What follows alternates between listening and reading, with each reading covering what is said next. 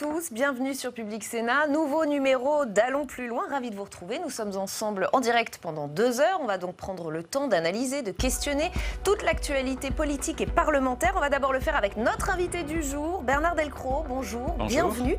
Vous êtes sénateur Union centriste du Cantal. Vous réagirez à différents sujets et notamment à cette audition de Christophe Castaner au Sénat ce matin, audition que vous avez d'ailleurs pu suivre sur notre antenne. Durant ces 2 heures, nous irons aussi en salle des conférences pour recueillir les réactions d'autres sénateurs et sénatrices. Ce sera avec Tam Tranui. Et puis nous irons dans l'hémicycle du Sénat avec Quentin Calmet cette fois, qui nous décrira les discussions en cours autour du projet de loi sur les maires.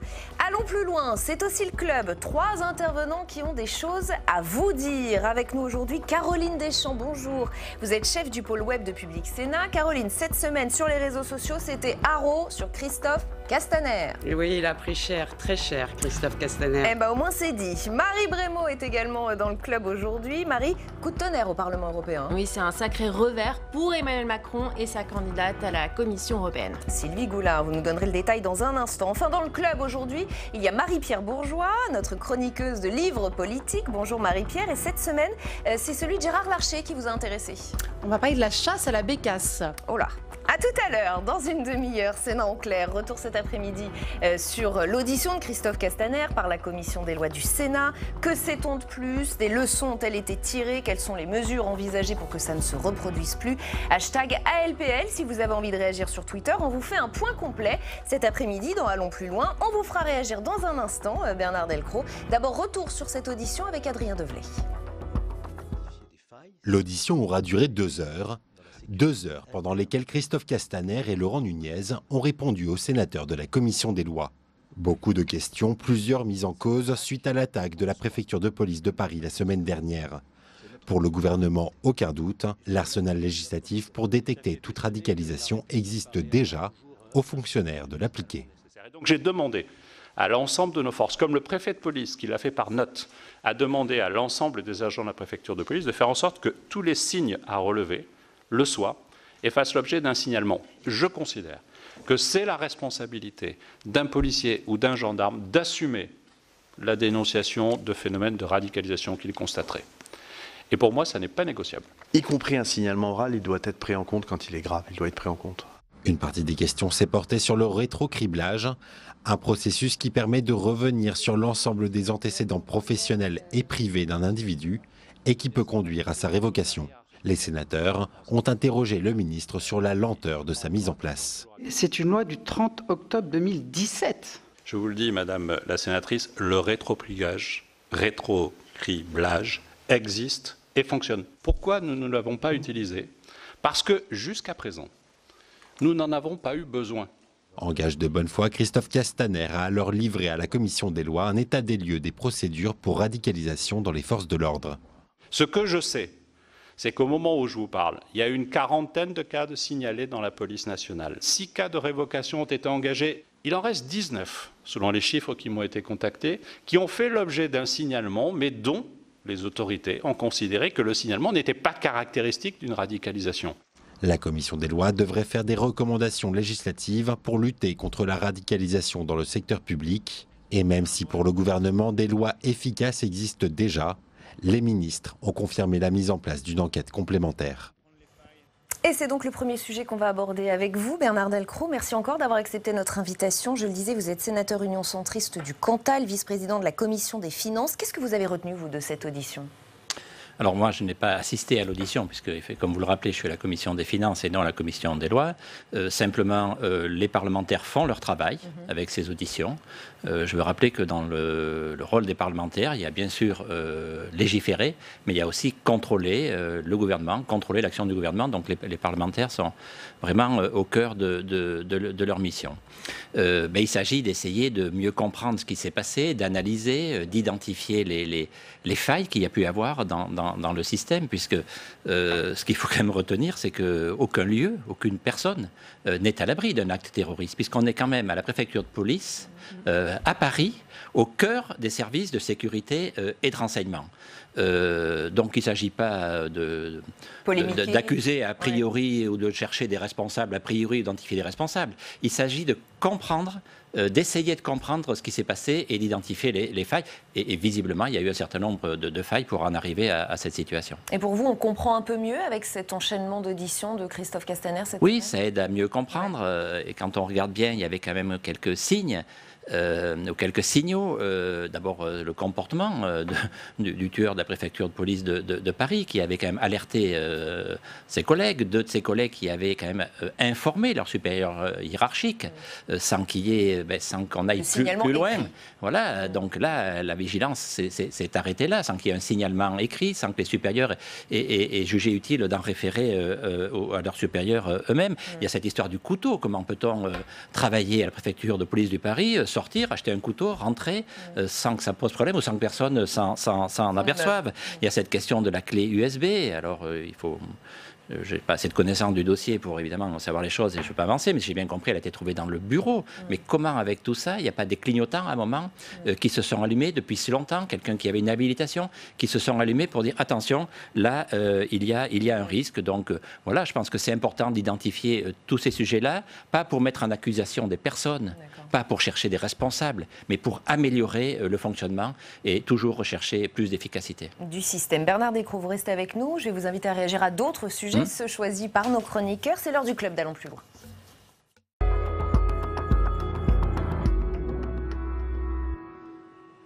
Dans le club aujourd'hui, donc Caroline Deschamps, Marie Brémaud, Marie-Pierre Bourgeois. Bonjour à toutes les trois. Caroline, on commence avec vous. On continue de parler de Christophe Castaner. On peut le dire, il a clairement été la cible des réseaux sociaux cette semaine. Oui, Christophe Castaner est la tête de turc des réseaux sociaux et ce n'est pas nouveau.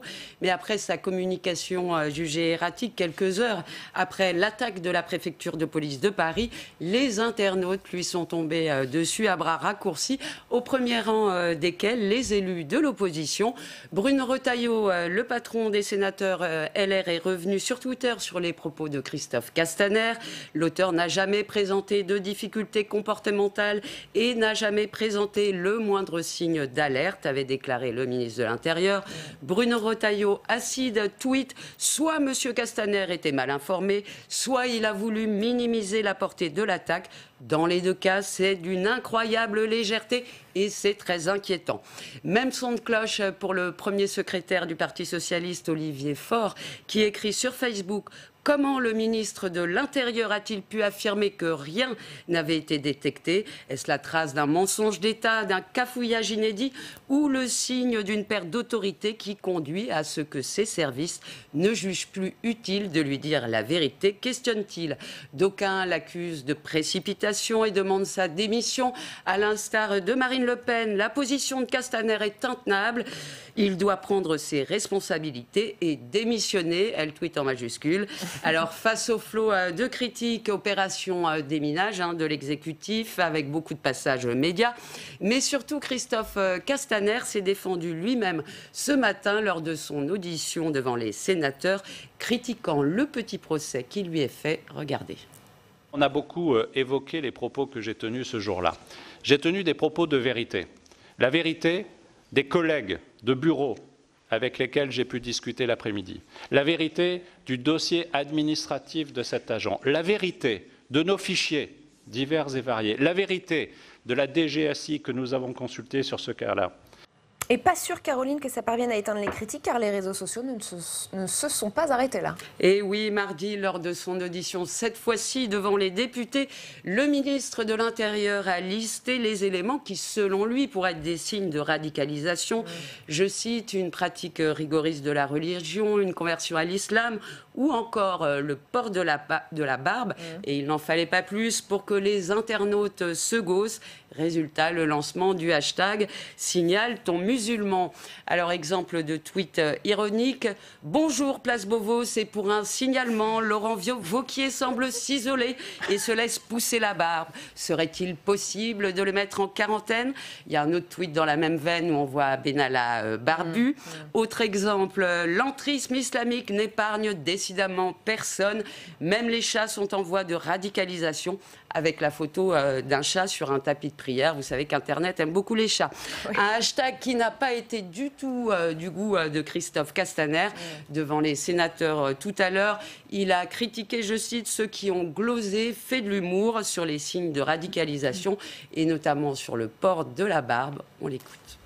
J'ai donné la liste de ce qui peut permettre d'identifier une radicalisation, notamment vers un islam radical, un islam politique, et vers le terrorisme. Un certain nombre de personnes se sont moquées en les reprenant un par un, en disant hashtag désigne ton musulman. Et j'ai bien noté que, à partir des signes que j'avais indiqués, certains ont glosé, ont même fait de l'humour. Je trouve ça méprisable. Alors méprisable peut-être, Rebecca, toujours est-il que le hashtag a été utilisé plus de 20 000 fois sur Twitter et que la réplique du ministre a eu l'effet de le relancer, comme quoi il ne faut jamais, au grand jamais, remettre une pièce dans la machine, hashtag comme Paul. Ouais, c'est vrai qu'on a vu passer ces hashtags toute la journée d'hier, encore aujourd'hui. Vous trouvez ça méprisable, vous aussi, Bernard Delcros? Comment vous dire? Je trouve que le sujet est tellement important. Ouais. La gravité du sujet est telle. Il y a quand même des personnes qui sont mortes, qui sont décédées, qui ont été tuées, que toute exagération est déplacée. Et je dirais même peut conduire à des dérives. Encore une fois, les parlementaires sont dans leur rôle quand ils essaient de comprendre les choses. C'est leur rôle. Ils contrôlent le gouvernement, donc ils essaient de comprendre ce qui s'est passé. Il y a eu des failles, donc on identifie les failles pour améliorer. Mais très franchement, j'ai entendu, j'ai pu voir comme vous le tweet de Marine Le Pen, l'utilisation politicienne de cette situation, je trouve ça franchement lamentable, est contraire à l'intérêt général, est contraire à l'intérêt de notre pays. Et je pense que ce n'est pas comme ça que l'on va réussir à améliorer l'action collective que l'on doit mener contre le terrorisme. Plus générale de la personne de Christophe Castaner, qui n'en est pas à sa première polémique et à peut-être sa première défaillance. Moi, je ne vais pas ni défendre ni condamner a priori Christophe Castaner. Il a fait un certain nombre de déclarations. Je ne sais pas. J'imagine qu'il les a faites avec les éléments qu'il avait à ce moment-là, qui étaient juste ou faux. Mais allons jusqu'au bout du travail qui est en cours pour essayer de bien comprendre, encore une fois, où il y a eu des failles. Et tout le monde peut à un moment s'être trompé ou avoir fait des erreurs, etc. Et puis ensuite, les décisions qui doivent être prises seront prises, mais toujours dans un souci, de préparer l'avenir et de, ensemble, collectivement, être plus efficace contre les actes terroristes. Mais franchement, je pense que la situation et la gravité de la situation nous impose de faire preuve de responsabilité dans cette période extrêmement difficile. Et personne n'est à l'abri d'un attentat aujourd'hui. Et vous restez avec nous, Marie Brémaud, on va continuer. Vous êtes notre spécialiste Europe. Et l'Europe aujourd'hui, alors c'est se camoufler pour Sylvie Goulard. Sa candidature a été rejetée, mais alors vraiment bien rejetée, on peut le dire. Oui, le vote, il est sans appel. Alors que s'est-il passé aujourd'hui? Eh bien, les commissions du marché intérieur et de l'industrie du Parlement européen se sont prononcées sur la candidature de Sylvie Goulard. Sur les 112 votants, il y a eu 82 voix contre, 29 pour et une abstention, 82 voix contre. Cela veut dire que vraiment, elle n'a pas convaincu ni lors de sa première audition, ni lors de sa seconde audition. Ce matin, je vous propose de revoir un échange entre François-Xavier Bellamy, un eurodéputé français conservateur, et Sylvie Goulard. Ne pas que c'est le rôle du Parlement que de pouvoir vous permettre d'apporter les réponses qui pourraient garantir aux citoyens de nos pays qu'ils peuvent avoir pleinement confiance dans l'action de la Commission européenne. Je vous ai donné tous les éléments qui étaient en ma possession. Je vous ai dit ce qu'il en était. Je pense que chacun de vous prendra sa décision en respectant l'ensemble des principes de la Charte des droits fondamentaux, c'est-à-dire de garantir, comme vous l'avez dit très justement, la confiance dans les institutions et en garantissant aussi la présomption d'innocence. Le coup de grâce, cela a été la déclaration, la réponse écrite de Sylvie Goulard disant qu'elle ne démissionnerait pas forcément en cas de mise en examen. Ouais, c'est peut-être ce qui a fait tout basculer. Maintenant, Marie, alors qu'est-ce qui va se passer? Qu'est-ce qui va se passer? Eh bien, Sylvie Goulard, suite au vote, elle a réagi sur Twitter. Elle prend acte de la décision et remercie Ursula von der Leyen, la présidente de la Commission européenne, et Emmanuel Macron de leur confiance. Il faut comprendre en gros avec ce tweet qu'elle se retire du jeu. Il va falloir trouver à la France une autre candidate, car oui, il faudra que ce soit une femme pour respecter la parité au sein de la Commission. Mais quel revers pour Emmanuel Macron? D'ailleurs, ce matin, durant la seconde audition de Sylvie Goulard, plusieurs eurodéputés ont dénoncé les pressions, les coups de fil de chefs d'État ou de ministres pour qu'ils appuient la candidature de la Française.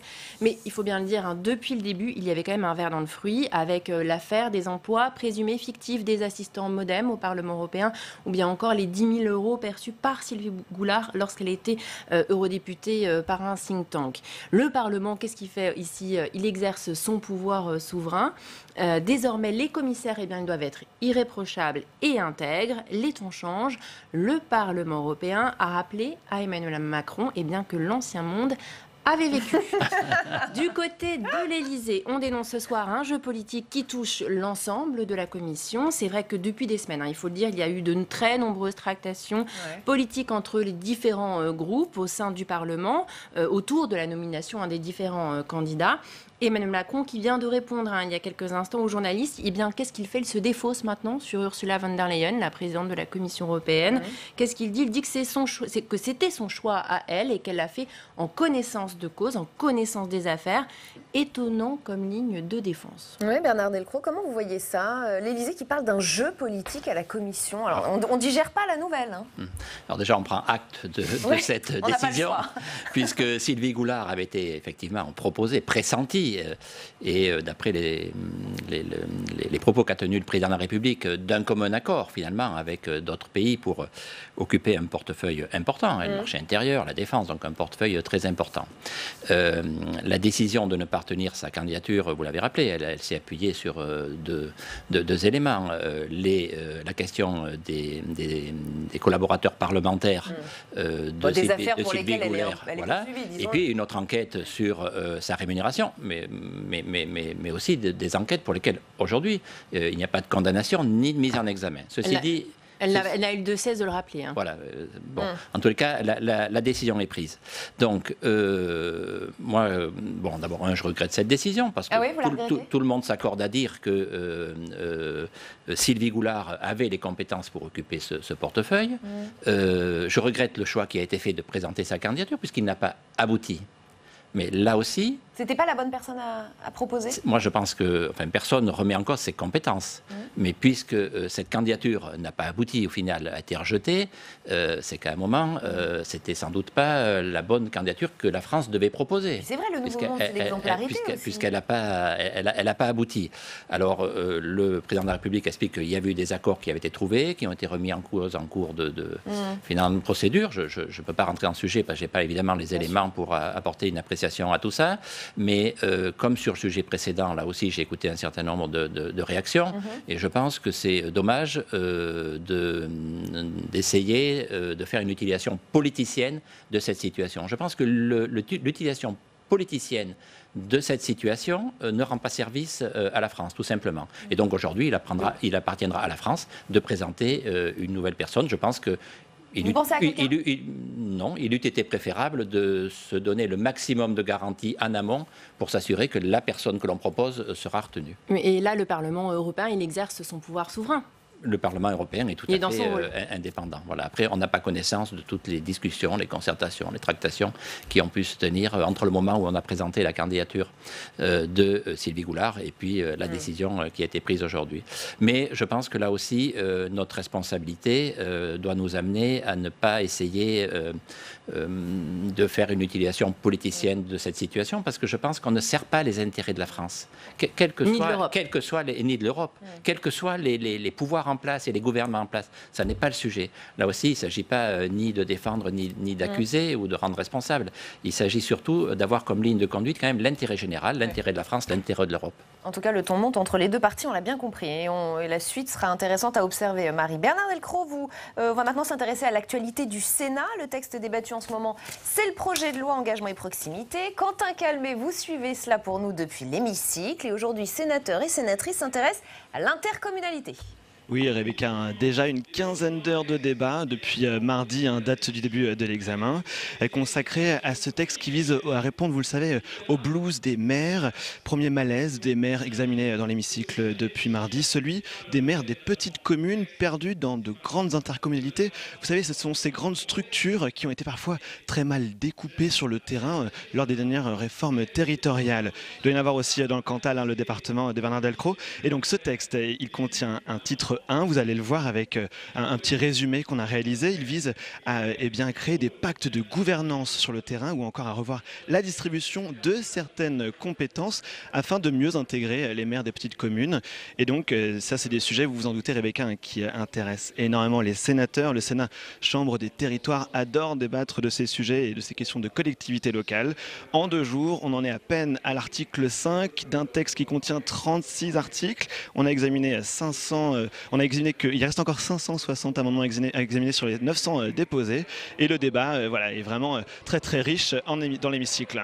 Et il fait du bruit ce débat, on l'entend derrière vous. Merci beaucoup. Quentin, une réaction, Bernard Delcros? Oui, alors c'est un texte important que j'ai évidemment examiné de près et suivi. Et j'ai quitté l'hémicycle pour vous rejoindre. On vous en remercie.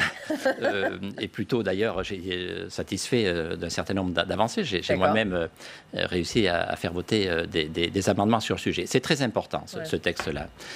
Parce que et effectivement, dans le département du Cantal, comme dans beaucoup de territoires, notamment des territoires ruraux, il y a des toutes petites communes, on a rencontré ce problème-là, ou cette situation, c'est que l'extension des périmètres des intercommunalités issues de la loi NOTRe, et qui ont pris effet au 1er janvier 2017, ont amené à une situation qu'il fallait corriger. Pourquoi ?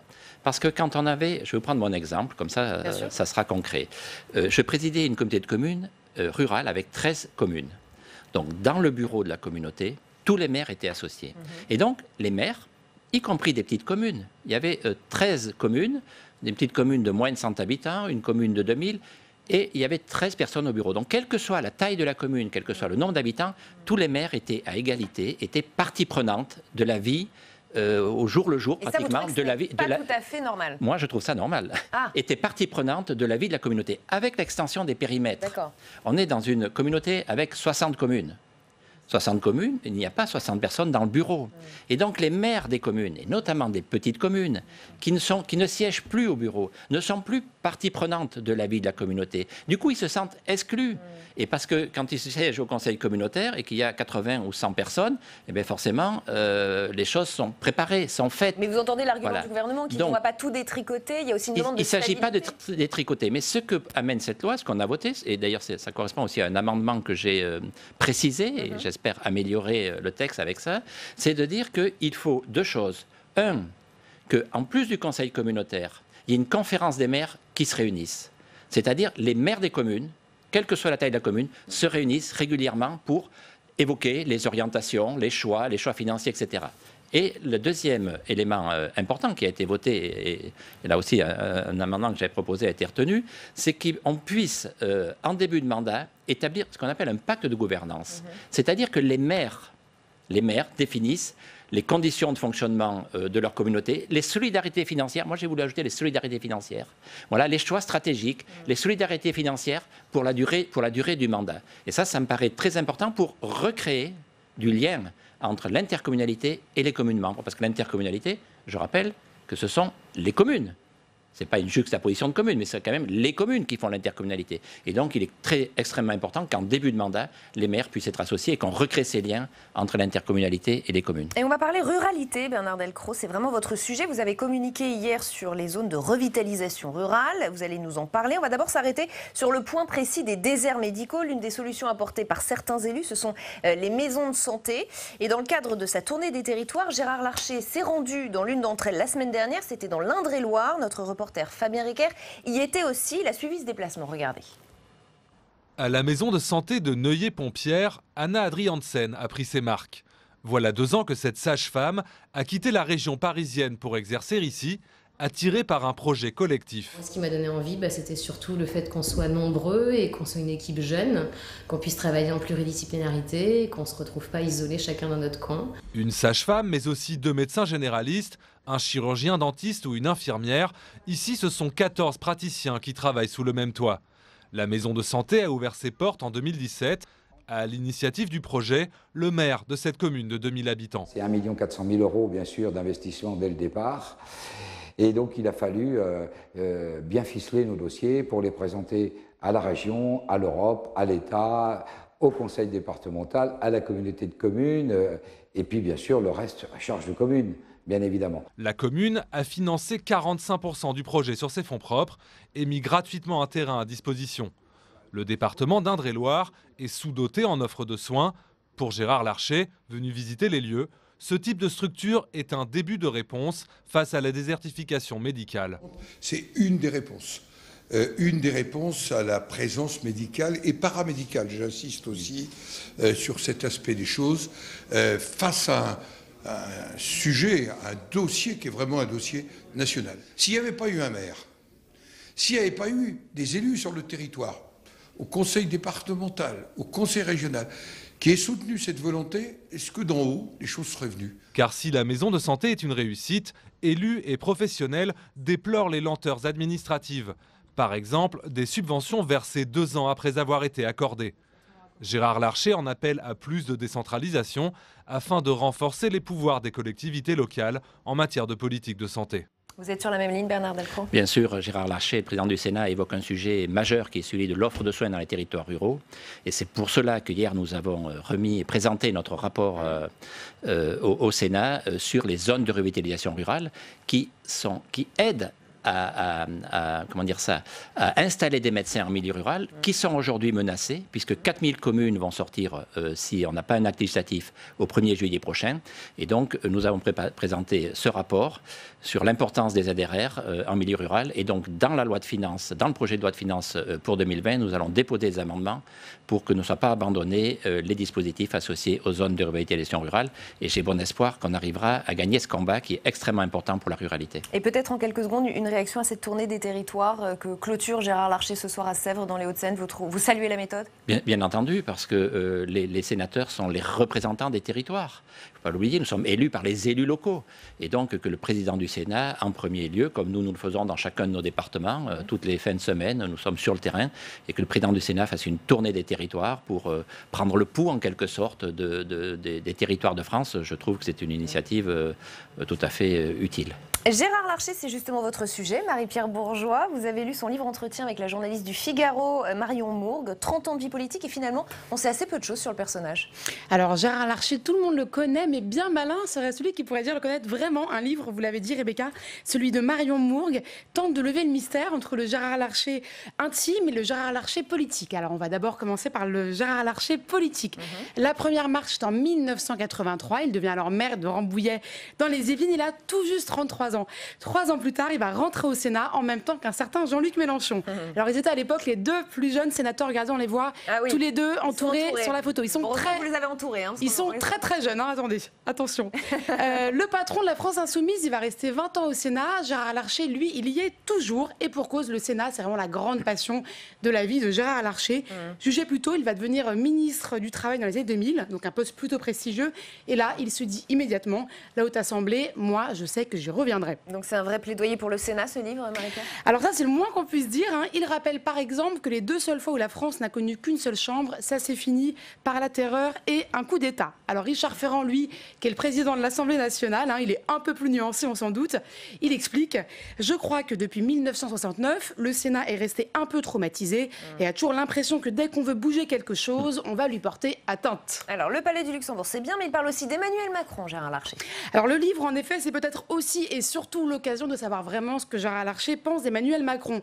Alors c'est une relation qui avait plutôt bien commencé, puis qui après s'est un petit peu dégradée. Gérard Larcher dit d'Emmanuel Macron qu'il est sûr de son intelligence, de son charisme, mais que parfois il y a eu chez lui une certaine forme de distance, comme lorsqu'il déclare qu'il suffit de traverser la rue pour trouver un emploi. Alors c'est une petite pique, mais c'est comme une pique pas trop méchante, et Gérard Larcher finalement il reste plutôt sympathique avec le locataire de l'Élysée dans son livre. Peut-être bien parce qu'à un moment, Gérard Larcher, pendant la crise des Gilets jaunes, il se serait vu Premier ministre. Alors Gérard Larcher dit non, pas du tout, c'est pas du tout vrai. Jean-Louis Barlot, qui est un de ses intimes, lui nuance un peu à la fin du livre « Je ne peux pas croire que mon Gérard ne se soit pas posé la question. Je ne suis pas en train de dire qu'il en avait envie, mais qu'il y a pensé ». Voilà, comprenne qui pourra. D'autres moments sont aussi révélateurs de ces ambiguïtés.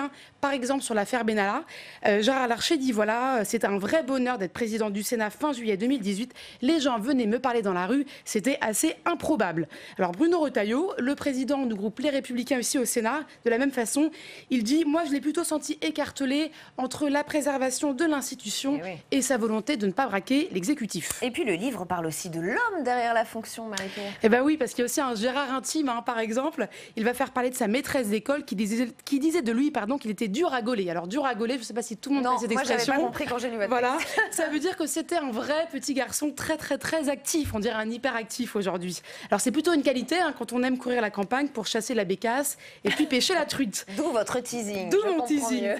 Et puis il y a aussi un long témoignage de son papa qui est presque centenaire et qui dit qu'il aurait préféré voir son fils ministre de l'Agriculture plutôt que président de la République.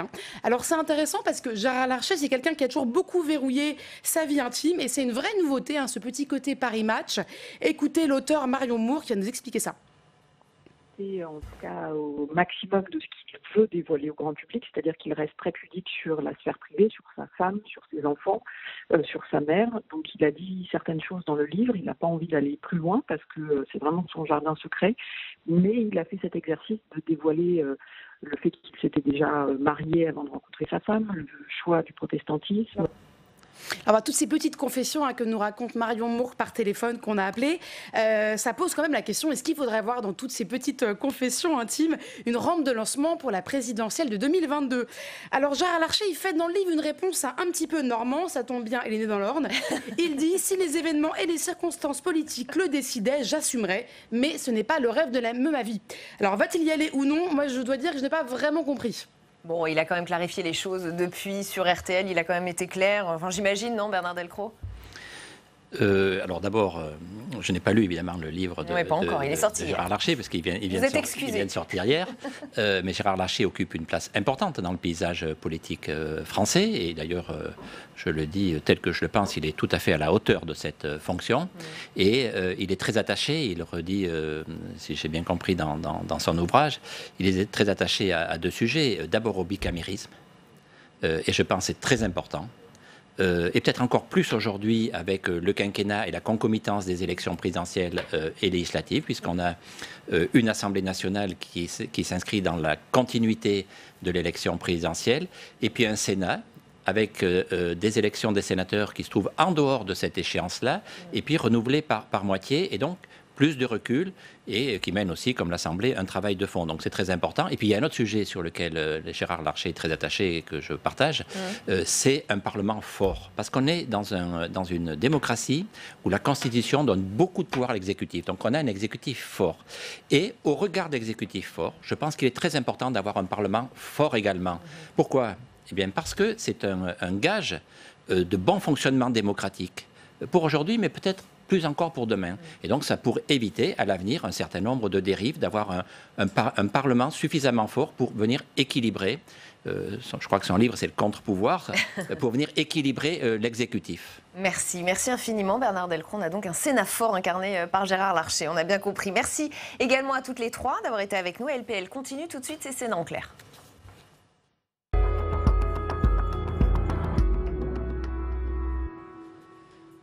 Et dans Sénat en clair, on continue de s'intéresser à l'événement du jour au Sénat, cette audition ce matin par la Commission des lois de Christophe Castaner. Avant de voir avec nos invités ce qu'il en ressort et si c'est rassurant ou pas pour l'avenir, je vous propose d'écouter un extrait en longueur de cette audition. Il y a eu des signes de radicalisation qui n'ont pas été interprétés au bon niveau et qui n'ont pas fait l'objet du signalement nécessaire. Et donc j'ai demandé à l'ensemble de nos forces, comme le préfet de police, qui l'a fait par note, a demandé à l'ensemble des agents de la préfecture de police de faire en sorte que tous les signes à relever le soient et fassent l'objet d'un signalement. Ça ne veut pas dire, s'il y a des signes, qu'il y a radicalisation. Dans ces signes, il y a le port de la barbe, il y a le refus de serrer la main à des collègues féminines, il y a le fait de présenter une hyperkératose au milieu du front, c'est la tabac, chacun le sait. Il y a le prosélytisme religieux intempestif, il y a la consultation frénétique de sites religieux depuis son poste de travail, il y a la fréquentation notoire de personnes radicalisées, il y a le port d'un voile intégral sur la voie publique pour un fonctionnaire féminin. Ce sont des éléments qui peuvent, après analyse, caractériser la radicalisation. Dans le cas présent de l'auteur, En 2003, aucun signe. En 2013, au moment du renouvellement de son habilitation, aucun signe n'apparaît. Et puis ensuite, il y a des signes qui ont pu apparaître. Nous avons connaissance de signes en 2015. Il y en a peut-être eu d'autres ensuite, l'enquête le dira. Et ces signes-là n'ont pas provoqué le bon niveau d'alerte au bon endroit pour faire en sorte, non pas de sanctionner cet agent, mais de vérifier si effectivement il y avait une radicalisation. Si c'était le cas, de lui parler. Ce sont les consignes de l'IGPN de prendre d'abord le temps d'échanger, de rappeler ce qui doit être au cœur de l'engagement de fonctionnaires, le principe de laïcité, qui est le cœur de notre engagement et qui est notre feuille de route que nous devons mettre en œuvre pour vérifier cela. Et s'il y a effectivement des anomalies, à ce moment-là, je n'hésiterai jamais à sanctionner. Et s'il y a une radicalisation forte, à utiliser tous les process dont nous disposons, et ils sont nombreux, pour provoquer une éviction de cet agent, 1, de son poste de responsabilité, a fortiori s'il est dans le renseignement, 2, de la fonction publique du ministère de l'Intérieur s'il est radicalisé. Et avec nous pour Sénat en clair cet après-midi, Jacques Bigot, bienvenue. Vous êtes sénateur socialiste du Bas-Rhin, vice-président de la Commission des lois. Martin Lévrier, bienvenue à vous également, Bonjour. Sénateur La République En Marche des Yvelines. Céline Pina, bienvenue, essayiste, fondatrice du mouvement Vivre la République et auteur de Silence coupable. Jean-Michel Schlosser, bienvenue à vous également, sociologue et ancien policier des renseignements généraux. Merci à tous les quatre d'avoir accepté notre invitation. Jacques Bigot, est-ce qu'à l'issue de cette audition, vous pouvez nous dire et dire à nos téléspectateurs, on peut être un peu rassuré? On peut jamais dire qu'on est rassuré. Et je pense que tout le monde était persuadé, y compris à la préfecture de police, que ce qui est arrivé ne serait pas arrivé. Donc non, je crois que le ministre a dit clairement, les risques ont changé. Ces risques-là, ce sont des risques d'individus qui vont sur des sites et qui se radicalisent. On ne sait pas s'ils se radicalisent tout seuls ou s'ils se radicalisent par le biais d'intervenants, d'imams ou d'autres. Hein, c'est un vrai sujet. Moi, j'ai vécu, parce que je suis strasbourgeois, ce qui s'est passé au marché de Noël en décembre dernier. Et ce jeune shérif Shekat, on sait qu'il était suivi par la justice depuis des années pour des petites délinquances, etc. Donc, je vous ai rassuré pour savoir si vous aviez a... eu plus de réponses que de questions à l'issue de cette audition. Mais je pense qu'on a toujours autant de questions, mais le ministre lui-même a autant de questions. Donc je ne vais pas reprocher au ministre de ne pas avoir répondu à des questions. Il a beaucoup de questions. Alors on nous a dit... Il y a d'autres sujets sur le rôle de contrôle du Parlement par rapport à l'exécutif qui doivent être un peu plus clairs. Par exemple, que lorsqu'un de mes collègues lui a demandé est-ce qu'on pourrait savoir quelle est la fiche de poste de l'auteur des actes, savoir jusqu'où il pouvait aller, dans quelles conditions, là, la réponse du ministre a été oui. Et puis dans la foulée, la réponse de M. Nunes, qui est quand même quelqu'un de la maison, et pas un pur politique, à dire non, on ne peut pas. Et donc moi je pense qu'il y a un problème à un moment donné, alors que ce soit peut-être dans le cadre d'une commission d'enquête ou que ce soit la délégation au renseignement, il est important qu'il y ait une clarification là-dessus. On a besoin. Et je pense que la population a besoin de ça aussi. C'est-à-dire comment est-ce que l'on organise le contrôle de l'exécutif, quel que soit cet exécutif, parce que derrière l'exécutif, il n'y a pas que le ministre, il y a toute une administration. Je pense qu'il est logique. Et qu'on ne dise pas aussi, il y a une enquête judiciaire. L'enquête judiciaire elle vise la question du terrorisme et pas la question de l'organisation interne de l'administration. Martin Lévrier, est-ce qu'à l'issue de 3 auditions cette semaine de Christophe Castaner, c'est normal qu'on se dise on a toujours autant de questions, on a finalement assez peu de réponses? D'abord, un petit mot pour penser aux victimes de ce terrible moment, aux victimes indirectes qui sont l'ensemble des policiers qui souffrent quand même dans leur cœur de ce qui s'est passé. Il faut y être très, très vigilant, pardon. Ensuite, sur un fait aussi grave et aussi brutal, avoir les réponses immédiates et une vérité définitive dans la minute, c'est illusoire. Et je vous rejoins totalement sur ce que vous avez dit et sur le fond que l'ensemble de ce qui fait une démocratie doit agir, doit travailler, doit avancer ensemble pour trouver les bonnes solutions ou les moins mauvaises en tout cas. Et donc les commissions d'enquête, bien sûr, sont utiles dans ces cas-là.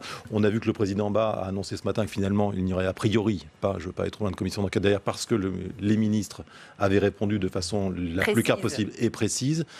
On en est là aujourd'hui, et face à un tel drame, il faut se poser des tas de questions, mais ne chercher des boucs émissaires dans l'homme politique ou dans le responsable administratif me paraît illusoire et la pire des réponses qui soit. Alors pour alimenter cette discussion, je voudrais qu'on rejoigne Tam Tranui avant de vous laisser la parole. En salle des conférences du Sénat, Tam, vous êtes avec Dany Wattebled, le sénateur Les Indépendants, a posé ce matin une question sur l'imam de Gonesse qui aurait pu influencer Mickaël Harpon. Tam, le sénateur a-t-il, lui, été convaincu par les réponses ?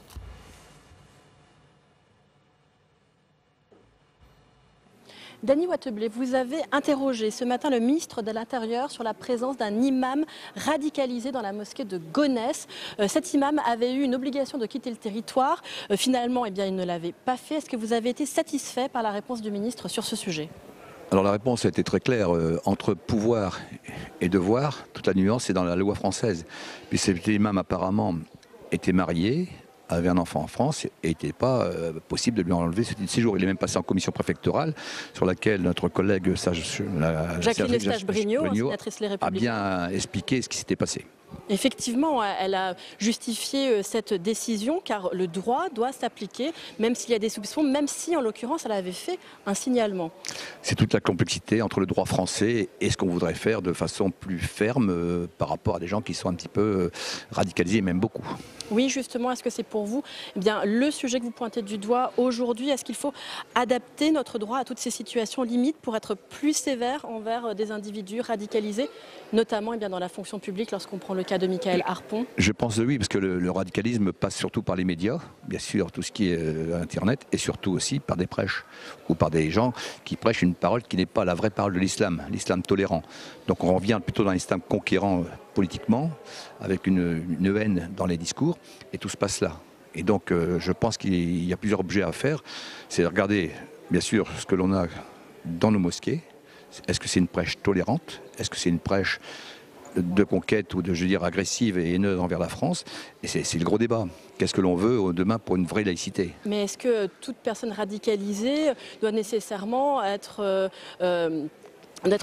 envoyée de son travail si elle est dans la fonction publique? Et comment est-ce qu'on fait? Toute personne radicalisée n'est bien sûr pas un terroriste en puissance non plus. Exactement, on peut être radicalisé et sans passer forcément à l'acte, comme on a vu malheureusement avec une pensée pour la famille de nos 4 agents et aux enfants, mais surtout regarder aux points sensibles. Parce que là, tu es quand même au cœur du réacteur, dans un service quand même très sensible. Oui, dans un service comme celui-là, on ne peut rien tolérer. Je pense que là, on ne doit pas tolérer. Et surtout, c'est le degré de prise de conscience de la radicalisation. Parce que on peut être radicalisé à des degrés différents, vous voyez ce que je veux dire.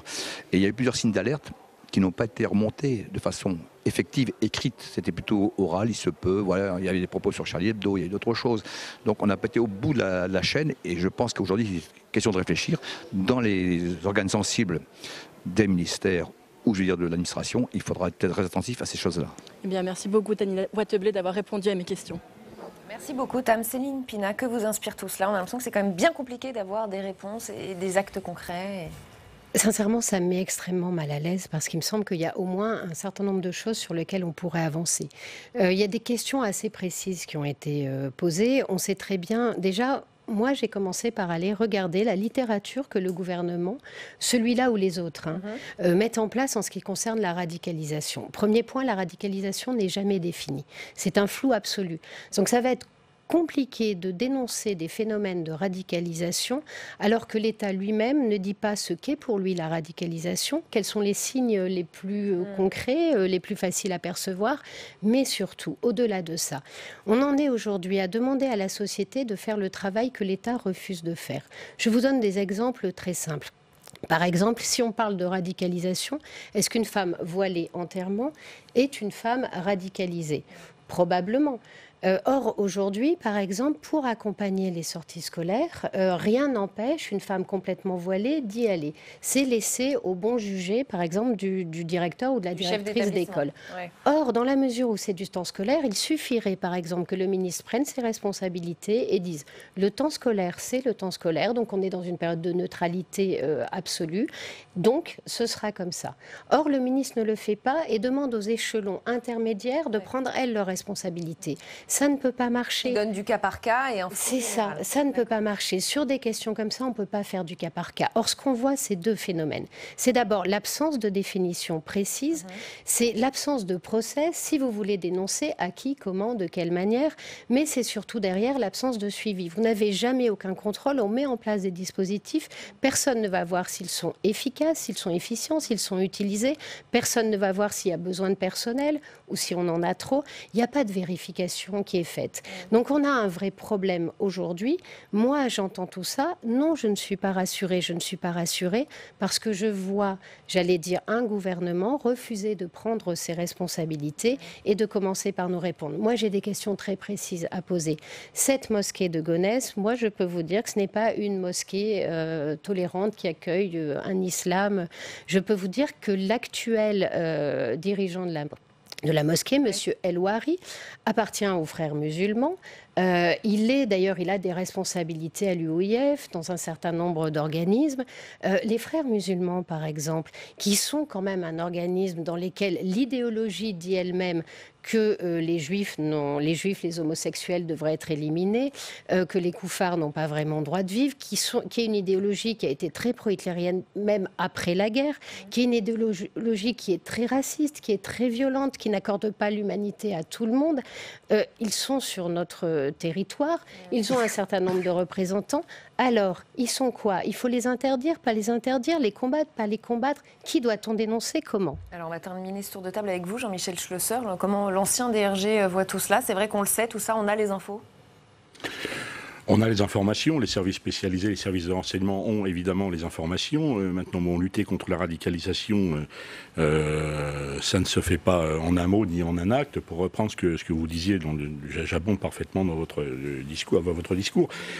Sur l'évaluation des mesures, c'est toujours très difficile parce que malheureusement, pour l'instant, on ne peut réellement évaluer les mesures qu'après, je dis bien encore une fois malheureusement, le passage à l'acte. Il est difficile de dire si les mesures prises vont aller dans le bon sens ou ne vont pas aller dans le bon sens, dans la mesure où, effectivement, quels sont les signes de la radicalisation? Est-ce que ces signes apparents vont véritablement conduire à un passage à l'acte ou pas? On est proche des droits de l'homme et du respect des religions. Sur la volonté politique et sur... il faudrait, vous disiez que le gouvernement prenne position. Oui, il faudrait que le gouvernement prenne position. On l'a vu déjà un début avec le discours de Monsieur le Président de la République. Mais il y a un risque aussi. C'est que... où est la démocratie? Où est la limite de la démocratie? Parce que ça veut dire que si le gouvernement prend position, il prend position en fonction de son idée à lui de ce qu'est la radicalisation. Est-ce que ça va convenir à tout le monde dans une période où on sait très bien que les Français sont très fractionnés là-dessus? C'est un débat qui est encore une fois délicat, même au niveau institutionnel et constitutionnel. Je voudrais qu'on regarde un autre extrait de cette audition ce matin au Sénat. Le ministre de l'Intérieur répondait à une question du sénateur LR François Grosdidier et lui, il relativise le sentiment d'échec qu'on peut avoir parfois face à l'ennemi. Écoutez. Oui, on a un temps de retard avec l'ennemi quand on est frappé, parce qu'on parle évidemment de ceux qui nous frappent. Mais, je l'ai dit tout à l'heure, nos services, et je dis nos services parce que j'en fais pas un cocorico personnel, ce serait totalement vulgaire, nos services, tous les jours, ont un temps d'avance sur l'ennemi. Tous les jours. Mais évidemment, ils ne sont pas à 100%, on l'a vu jeudi. Et donc il nous faut être meilleurs sur ce sujet-là. Alors peut-être, je me retourne à nouveau vers vous, Jean-Michel Schlosser, on n'est pas si dépassé que ça? On n'est pas si dépassé que ça, mais le but serait toujours, comme le dit Monsieur le Ministre, d'avoir un temps d'avance. Est-on certain d'avoir systématiquement un temps d'avance? C'est évidemment la question qui se pose et qui se pose crûment face à l'événement qu'on vient de vivre malheureusement. Et puis je dirais, ça dépend sur quoi. Je pense qu'en matière de lutte contre le terrorisme, ce gouvernement, comme les précédents, agissent. Là-dessus, j'ai très très peu de doutes. En revanche, le vrai problème, c'est qu'aujourd'hui, ce gouvernement, comme les précédents, ne sait pas qui il est, ne sait pas où il habite. Par exemple, la question de la radicalisation, elle est différente selon qu'on prend quelqu'un qui est radicalisé dans la vraie vie et quelqu'un qui est fonctionnaire, voire qui est fonctionnaire au service, j'allais dire, d'un service régalien, donc qui est chargé de nous protéger, y compris physiquement. Bien sûr que à l'armée, dans la police, mais aussi dans l'éducation nationale, avoir du personnel radicalisé, c'est pas possible. Pourquoi? Parce que l'État n'est pas neutre. Pourquoi est-ce que nous sommes citoyens? Pourquoi est-ce que nous partageons un monde commun? Parce que nous avons un certain nombre de valeurs. Les valeurs en commun, c'est par exemple l'égalité au-delà de la race, au-delà du sexe, au-delà du statut social. C'est une certaine idée de la liberté, c'est une certaine idée de la laïcité. Tout ça, c'est ce qui donne la légitimité de notre gouvernement à agir. Donc il n'est pas neutre. Et à un moment donné, oui, on peut être beaucoup plus exigeant sur ces fonctionnaires. Et oui, aujourd'hui, quand on me dit il y a 15 personnes qui sont suivies, par exemple, à à la préfecture de police de Paris, je dis non. Ces gens-là ne doivent pas être suivis, ces gens-là doivent être révoqués. Et si on n'a pas les moyens de le faire aujourd'hui, parce qu'ils sont dans des endroits qui impactent notre sécurité et la sécurité de l'État, alors il faut réfléchir et permettre aux droits de le faire. Et on peut le faire dans un cadre très précis, qui est celui des fonctionnaires, parce que justement, leur positionnement est différent. Et pour autant, dire qu'une autre personne dans une autre catégorie, oui, on va peut-être la surveiller ou la regarder, mais voilà, tout dépend de l'endroit où on agit et où on est positionné. Jacques Bigot. Oui, je crois qu'on a un exemple en ce qui concerne l'auteur de ces faits dramatiques. La préfecture de police nous a dit, on sentait qu'il devenait de plus en plus pratiquant de sa religion, et il refusait notamment de serrer la main aux femmes, etc. Or, il y a des codes institutionnels. Moi, je ne conçois pas ici de voir un sénateur refuser de serrer la main d'une collègue sénatrice. C'est inconcevable. C'est un code institutionnel. Donc à un moment donné, si ma religion m'empêche de respecter les codes institutionnels, je ne suis plus dans cette institution. La laïcité, c'est ça aussi, la neutralité. Ça commence par des détails de cette nature. Alors, sur la question de l'accompagnement des enfants lors de certaines classes, c'est un peu plus compliqué. On peut dire effectivement le gouvernement, d'ailleurs prochainement une proposition de loi qui va être débattue là-dessus. C'est un peu plus compliqué parce qu'il y a des endroits où personne n'envisagerait d'ailleurs de laisser des enfants partir en sortie scolaire avec une femme voilée. Il y a des endroits par contre où, heureusement qu'il y a des mamans, alors le voile intégral est autre chose, qu'il y a des mamans qui montrent leur pratique religieuse parce qu'elles accompagnent aussi leurs enfants dans l'école de la République. Donc c'est un peu plus compliqué que ça. Et notre vrai problème, c'est les institutions de la République. Mais moi, si effectivement la hiérarchie de la préfecture de police a accepté que cette personne refuse de saluer des femmes parce que sa religion lui interdit, c'était un moyen quand même de lui dire là, on ne respecte pas les règles républicaines, les codes et la laïcité. Justement, il y a eu un échange un peu houleux entre le secrétaire d'État Laurent Nunez et le sénateur Colomba sur cette question. Quels sont les moyens des services publics lorsqu'ils détectent un homme ou une femme radicalisée? Je voudrais qu'on écoute la réponse de Laurent Nunez et je vous laisse la parole, Martin Lévrier. Quand il y a des détections de radicalisation dans les services publics, dans l'administration, auprès des forces de sécurité intérieure, le cas est traité, analysé, on évalue cette radicalisation. Si elle est réelle, il y a des mesures qui sont prises et on utilise encore une fois toutes nos possibilités. Il peut y avoir la procédure disciplinaire, c'est une possibilité. Il peut y avoir également, et vous l'avez cité, effectivement, ce que vous avez appelé la mutation dans l'intérêt du service. Mutation dans l'intérêt du service en cas de personnes radicalisées. Ça pose des questions. Mais tout dépend du degré de radicalité. Et c'est là toute la difficulté, selon moi, de nos propos de définition. Et attention de ne pas remplacer la justice. Si le gouvernement se met à décider de lui-même ce qu'est la réalité et la capacité à juger de la radicalité, attention, pourquoi pas demain une police politique. Il faut être très très prudent sur ce genre de sujet. Donc ils sont très difficiles. Moi, je reviens un peu sur ce que vous dites tout à l'heure Quand même, vous dites définir un mot, ça n'est pas instruire une police politique. Faites très attention aussi. C'est-à-dire qu'à un moment donné, l'action publique doit se faire sur des bases définies. Je veux dire juste par là. Quand on dit une politique, on dit où on va et pourquoi on y va. Une politique, c'est le principe même. Mais ensuite, là, on parlait de personnes d'information qu'on donnerait sur un de ses confrères, par exemple, qui pourrait conduire à annoncer une radicalisation. C'est une somme d'informations qui pourrait aussi être de la délation. Donc attention aux deux mots qui sont très différents l'un et l'autre.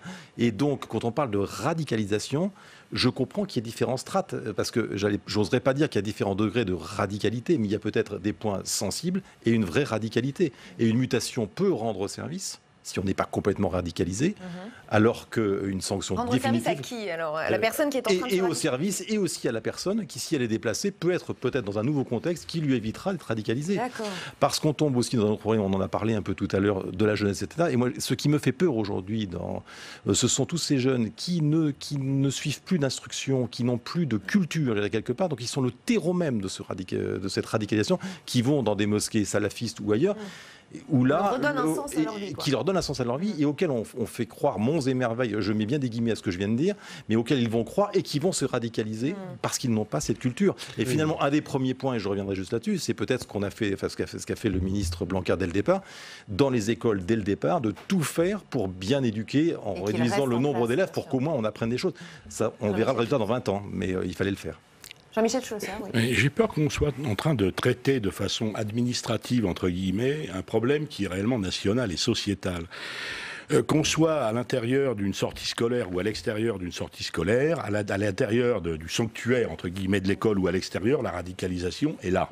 Évidemment, le fait récent, c'est la préfecture de police, et pas n'importe quel service de la préfecture de police, hein, la DRPP, et pas n'importe quel service à l'intérieur de la DRPP. Le problème, c'est que le droit de la fonction publique, aujourd'hui, ne permet pas de sortir ces gens du système, mais quand bien même il le permettrait. Ça va faire quoi? Ça va faire qu'au niveau de la vulnérabilité vis-à-vis du service, certes, il y a, la personne est évacuée, mais ça n'évacue pas le radicalisme. Absolument. Et je dirais même qu'à la limite, c'est peut-être remettre quelqu'un dans une forme de liberté, dans la nature, où il est susceptible de poursuivre sa radicalisation vers un passage à l'acte, étant entendu qu'en plus, il peut y avoir la frustration d'avoir été sorti, donc de faire l'objet... selon, bien évidemment, le terme très à la mode et trop à la mode d'amalgame, qui peut le conduire justement à un passage à l'acte. C'est une question qu'il faut se poser et ne pas régler simplement le problème d'un point de vue administratif, mais de l'envisager sous son angle sociétal et sociologique complètement. Justement. 2 minutes. Et puis, il faut travailler très en amont. C'est-à-dire que... il y a aussi la question du risque de radicalisation. Cet homme était dans la fonction publique depuis 2003. Il vient de Martinique, rien ne pouvait laisser supposer qu'il allait se radicaliser. Mais à partir du moment où, dans son comportement religieux, il commençait à avoir des comportements qu'il n'avait pas au préalable, on peut à ce moment-là se dire, là, il y a peut-être un problème, il y a un risque de radicalisation. Mais comme d'autres terroristes, on a bien remarqué, notamment parmi les terroristes délinquants, qui étaient des délinquants ordinaires, et qui ont trouvé dans la radicalisation, à un moment donné, un sens à donner à leur vie, y compris jusqu'à se sacrifier humainement. C'est extraordinaire. Je pense qu'il y a ce risque de radicalisation, c'est très en amont qu'il faut arriver à l'identifier, sans pour autant culpabiliser la personne. Je crois que c'est très très compliqué. Il faut être très modeste de ce point de vue. Je pense qu'il y a un terme très clair et qui montre la fuite en avant dans laquelle on est. C'est simple, on est en train de parler de radicalisation parce qu'on ne veut pas parler d'islamisme, parce qu'on essaie d'élargir la focale, parce que c'est très très gênant de nommer ce qui nous attaque et ce qui nous combat. Pourquoi? Parce qu'en fait, cette attaque, elle se déroule à 2 niveaux. Il y a un niveau d'ensemencement des têtes, et cet ensemencement des têtes qui est dirigé sur une communauté particulière amène à essayer de mettre en place, j'allais dire, des sociétés séparatistes, où les gens vivent selon leur logique, selon des logiques communautaristes. Ça, c'est un premier problème. Et on a un deuxième problème, qui est celui du terrorisme. Les 2 problèmes, bien entendu, ne sont pas superposables et ne sont pas égaux. Quelqu'un peut très bien mettre en l'air toute une société de par ses agissements sans jamais passer au meurtre. Donc là-dessus, on a un premier point aveugle. Deuxièmement, on peut aussi très vite... Pourquoi les gens ne dénoncent pas? Pourquoi il n'y a pas de signalement? Eh bien, regardez ce qui se passe quand vous êtes un lanceur d'alerte. On vous traite de raciste, de fasciste, même quand vous pesez tous vos mots, et d'islamophobe. Comment voulez-vous que des gens qui, eux, sont en fonction et peuvent être sanctionnés, osent ouvrir la bouche? Ils ne peuvent pas. Et on doit s'arrêter là. Merci à tous les 4 d'avoir participé à Sénat en clair. On va continuer de parler de ce sujet dans LPL, puisque ce matin, c'est Dominique Bussereau qui parlait radicalisation dans les services publics. Le président de l'Assemblée des départements de France était l'invité d'Oriane Mancini dans Bonjour chez vous. Écoutez. Nous avons énormément de personnel disséminé dans les départements, que ce soit les techniciens qui travaillent sur nos routes, que ce soit les agents sociaux, les assistantes sociales, que ce soit les agents qui travaillent dans les collèges, etc. Donc il est clair qu'il est extrêmement difficile d'avoir des informations, d'avoir des signaux. Je pense que si dans un milieu de travail en équipe, une équipe qui travaille sur la voirie départementale, une équipe qui travaille dans un collège, dans une cuisine collective d'un collège, etc. Il y a des signes, ça remonterait, parce que les Français, quand même, maintenant, enfin, pas quand même, les Français ont un réflexe d'autodéfense depuis les attentats que subit notre pays, depuis maintenant une 30aine d'années, même un peu plus. Voilà, mais il y a la préfecture de police, c'est pas remonté. Oui, mais simplement la petite différence, si vous voulez, entre l'équipe de cuisine d'un collège en Charente-Maritime et la direction du renseignement de la préfecture de police, il y a quand même une légère différence de statut et de rôle dans la République. Voilà, donc vous n'êtes pas inquiet? On est tous inquiets. Enfin, je veux dire, le risque d'attentat est partout. Ce qui s'est passé hier à Halle, en Allemagne, est tout à fait invraisemblable. Ça peut arriver chez nous demain, après-demain, aujourd'hui. Donc, nous devons être dans une extrême vigilance. Dans les services publics, dans les transports aussi. J'étais ministre des Transports, je suis très attentif à ce secteur. Il y a conducteurs de bus, conducteurs de tram, conducteurs de train, conducteurs de métro, etc. Voilà, il faut être que tous les Français soient collectivement attentifs, sans pour autant tomber dans la psychose. Est-ce que vous allez quand même passer des consignes, refaire finalement de la prévention auprès de vos services? On va refaire le point département par département en liaison avec l'autorité préfectorale, absolument. Mais vous dites que l'État vous aide assez, les préfets vous aident assez sur ce sujet? Vous savez, on a détruit les renseignements généraux. Il n'existe plus qu'à Paris. Enfin, il ne s'appelle plus comme cela, mais on a reconstitué petit à petit un service, etc., mais qui n'est plus, à mon avis, pas vraiment suffisant sur le terrain. Dans un département comme le mien, c'est quelques personnes. Voilà, alors, ils s'occupent plus heureusement des partis politiques, donc déjà ça leur dégage du temps, mais ils suivent l'activité syndicale, les mouvements de rue, les gilets jaunes, naturellement tout ce qui concerne la lutte antiterrorisme. Je ne suis pas sûr toujours que les moyens soient à la hauteur des besoins. Mais est-ce que vous pensez pas... on ne peut pas rentrer dans une société complètement policée où on multiplierait par 10 ou 15 les effectifs pour surveiller tous les citoyens.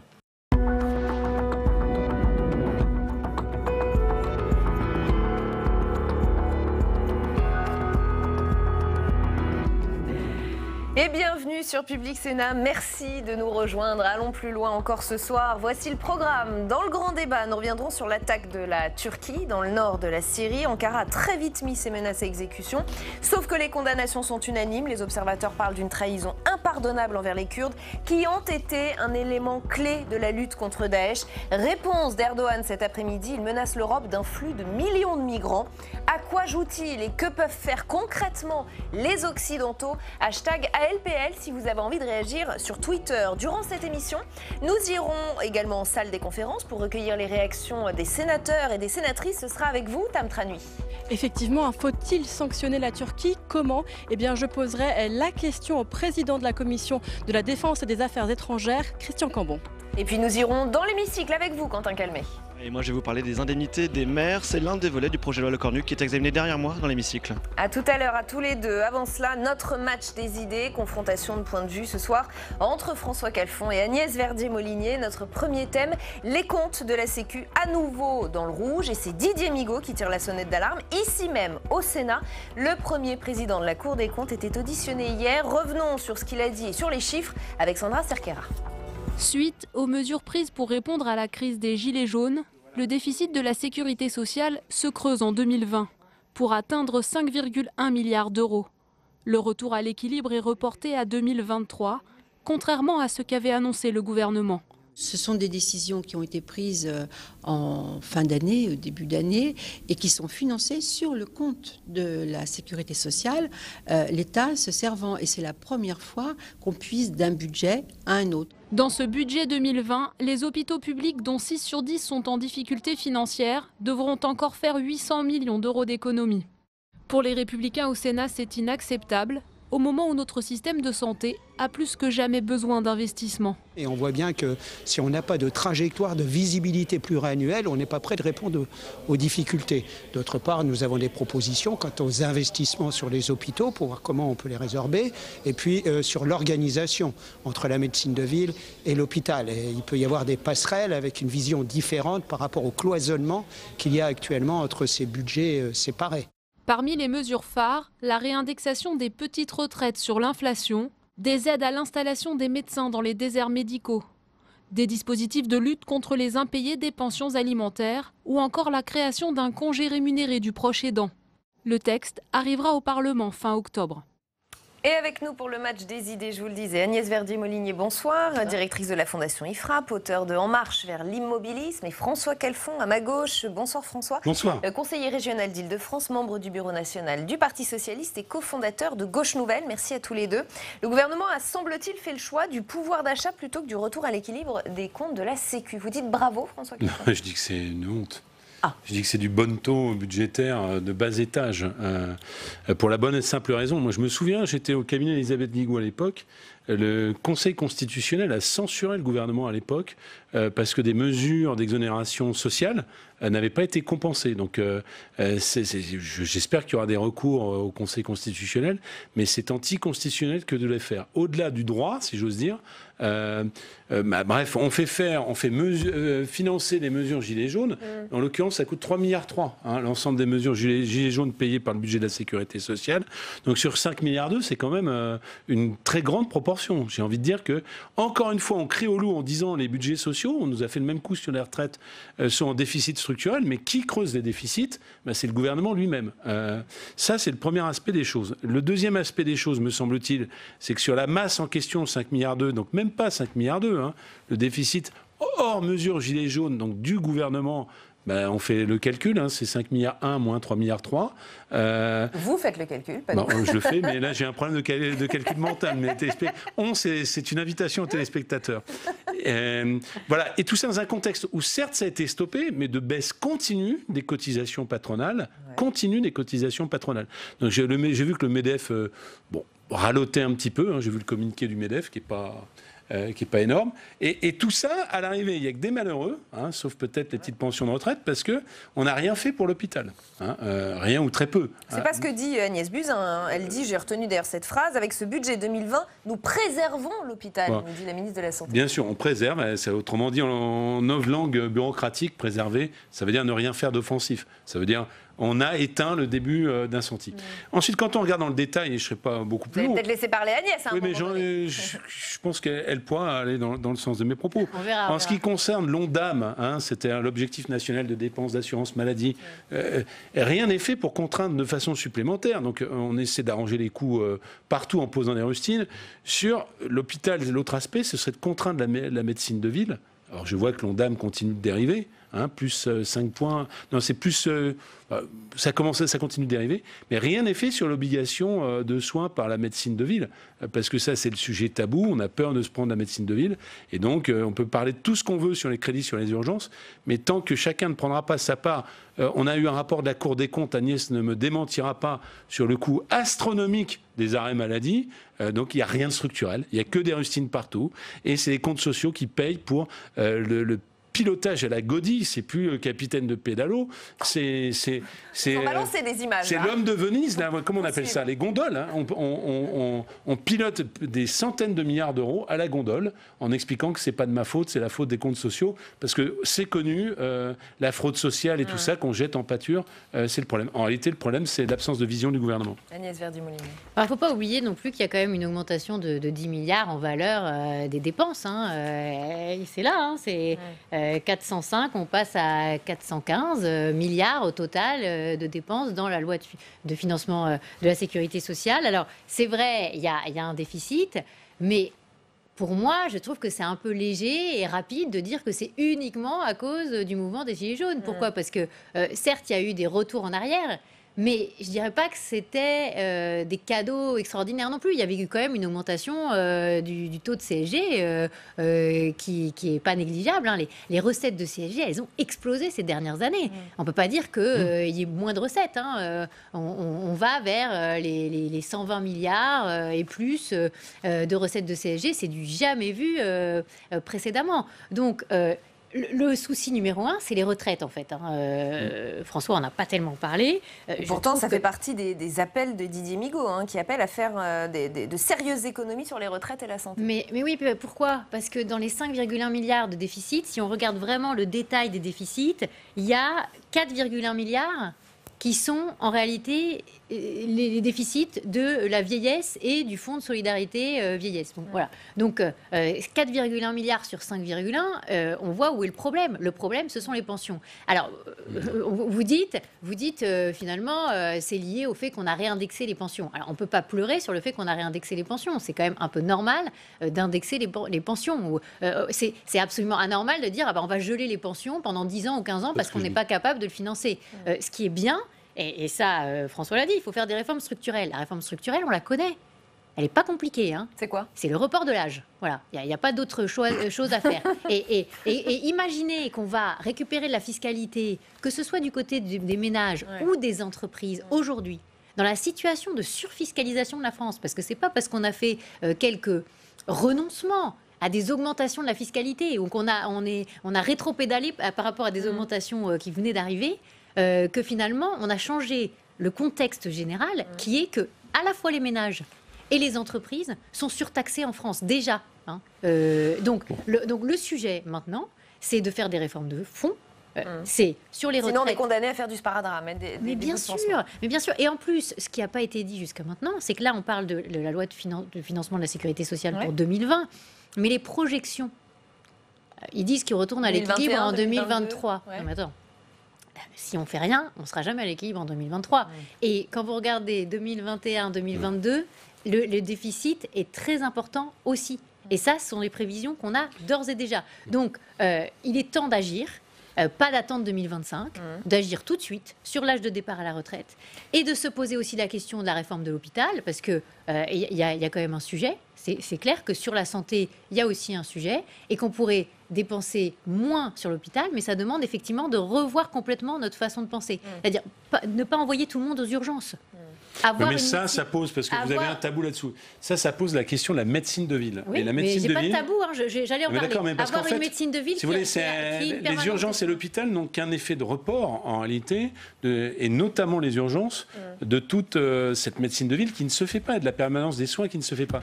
Je voulais revenir sur un autre aspect. On va pas tarder à aller au deuxième chapitre. Allons-y au deuxième chapitre, mais je termine d'un point quand même. Quand on regarde les masses en jeu, ce sont des déficits qui sont très faibles historiquement, et c'est même à peu près les plus faibles que nous ayons eus. L'autre aspect, évidemment, avec lequel donc ça Agnès... il n'y a pas de problème. Non, c'est pas ce que j'ai dit. Je crois que non, mais bon. Tu as pu entendre dans ma première intervention à quel point je pointais un certain nombre de problèmes. Je vais en pointer un de problème. Le problème, c'est la baisse continue des cotisations patronales. C'est-à-dire qu'en 10 ans, il y a eu 140 milliards de baisse des cotisations patronales. Donc le pacte social, c'est que les salariés payent, et les retraités aussi, ils ont payé trop, mais aussi les employeurs. Bon, et de ce point de vue-là... C'est là où on n'est pas d'accord. Bien sûr, c'est un débat, c'est pas un monologue. Et de ce point de vue-là, je pense qu'on est allé un petit peu trop loin. Donc il faut trouver une certaine forme d'équilibre. Non, mais nous, on vient de sortir une étude sur la fiscalité des entreprises où on montre qu'en part de PIB, on est toujours aussi important quasiment qu'en 2012. En 2012, on avait 18,4 points de PIB en fiscalité des entreprises. Sociale et fiscale ou Non, mais la totalité, tout. Les taxes sur la production, les charges sociales, les taxes sur les produits, les taxes environnementales et puis l'impôt sur les sociétés, bien sûr. Quand vous additionnez tout ça, en 2012, ça fait 393 milliards. En 2018, on est à 431 milliards. Donc, on est passé de plus de 18% du PIB à plus de 18% du PIB. Après, ça, c'est pris en grande masse. Mais est-ce que la question... on peut regarder un certain... Par exemple, sur la fiscalité écologique, on peut regarder un certain nombre de choses qui sont peut-être logiques, mais qui sont une forme de concurrence déloyale par rapport à nos partenaires. Mais est-ce que c'est au détriment de la protection sociale ? Les charges sociales ont continué d'augmenter sur cette période-là, sur les charges employeurs. Donc, c'est pas vrai que la faute serait du fait de la baisse des charges. En réalité, il n'y a pas véritablement de baisse de la fiscalité des entreprises. Deuxième thème de ce Et match. le sujet, ce sont les réformes. On va garder du temps pour le deuxième thème, parce que celui-là... Il y en a deux autres. Bah, alors, ils vont vous inspirer, j'en suis certaine. Deuxième thème, l'ISF et la flat tax. Voilà. Ça va vous inspirer. Pourquoi ? Eh bien, parce que le Sénat s'est penché sur les effets de la réforme voulue par Emmanuel Macron dès 2018 et qui a tant fait parler. Les conclusions du Sénat sont assez nettes. Ça ne ruisselle pas. Pire, ça enrichit les plus riches. Tam Trani, vous êtes en salle des conférences avec le sénateur Vincent Eblé sur ce point, président PS de la Commission des finances du Sénat. Vincent Eblé, vous avez recherché le ruissellement provenant de la réforme de l'ISF et vous ne l'avez pas trouvé. La réforme n'a pas eu les effets escomptés par le gouvernement ?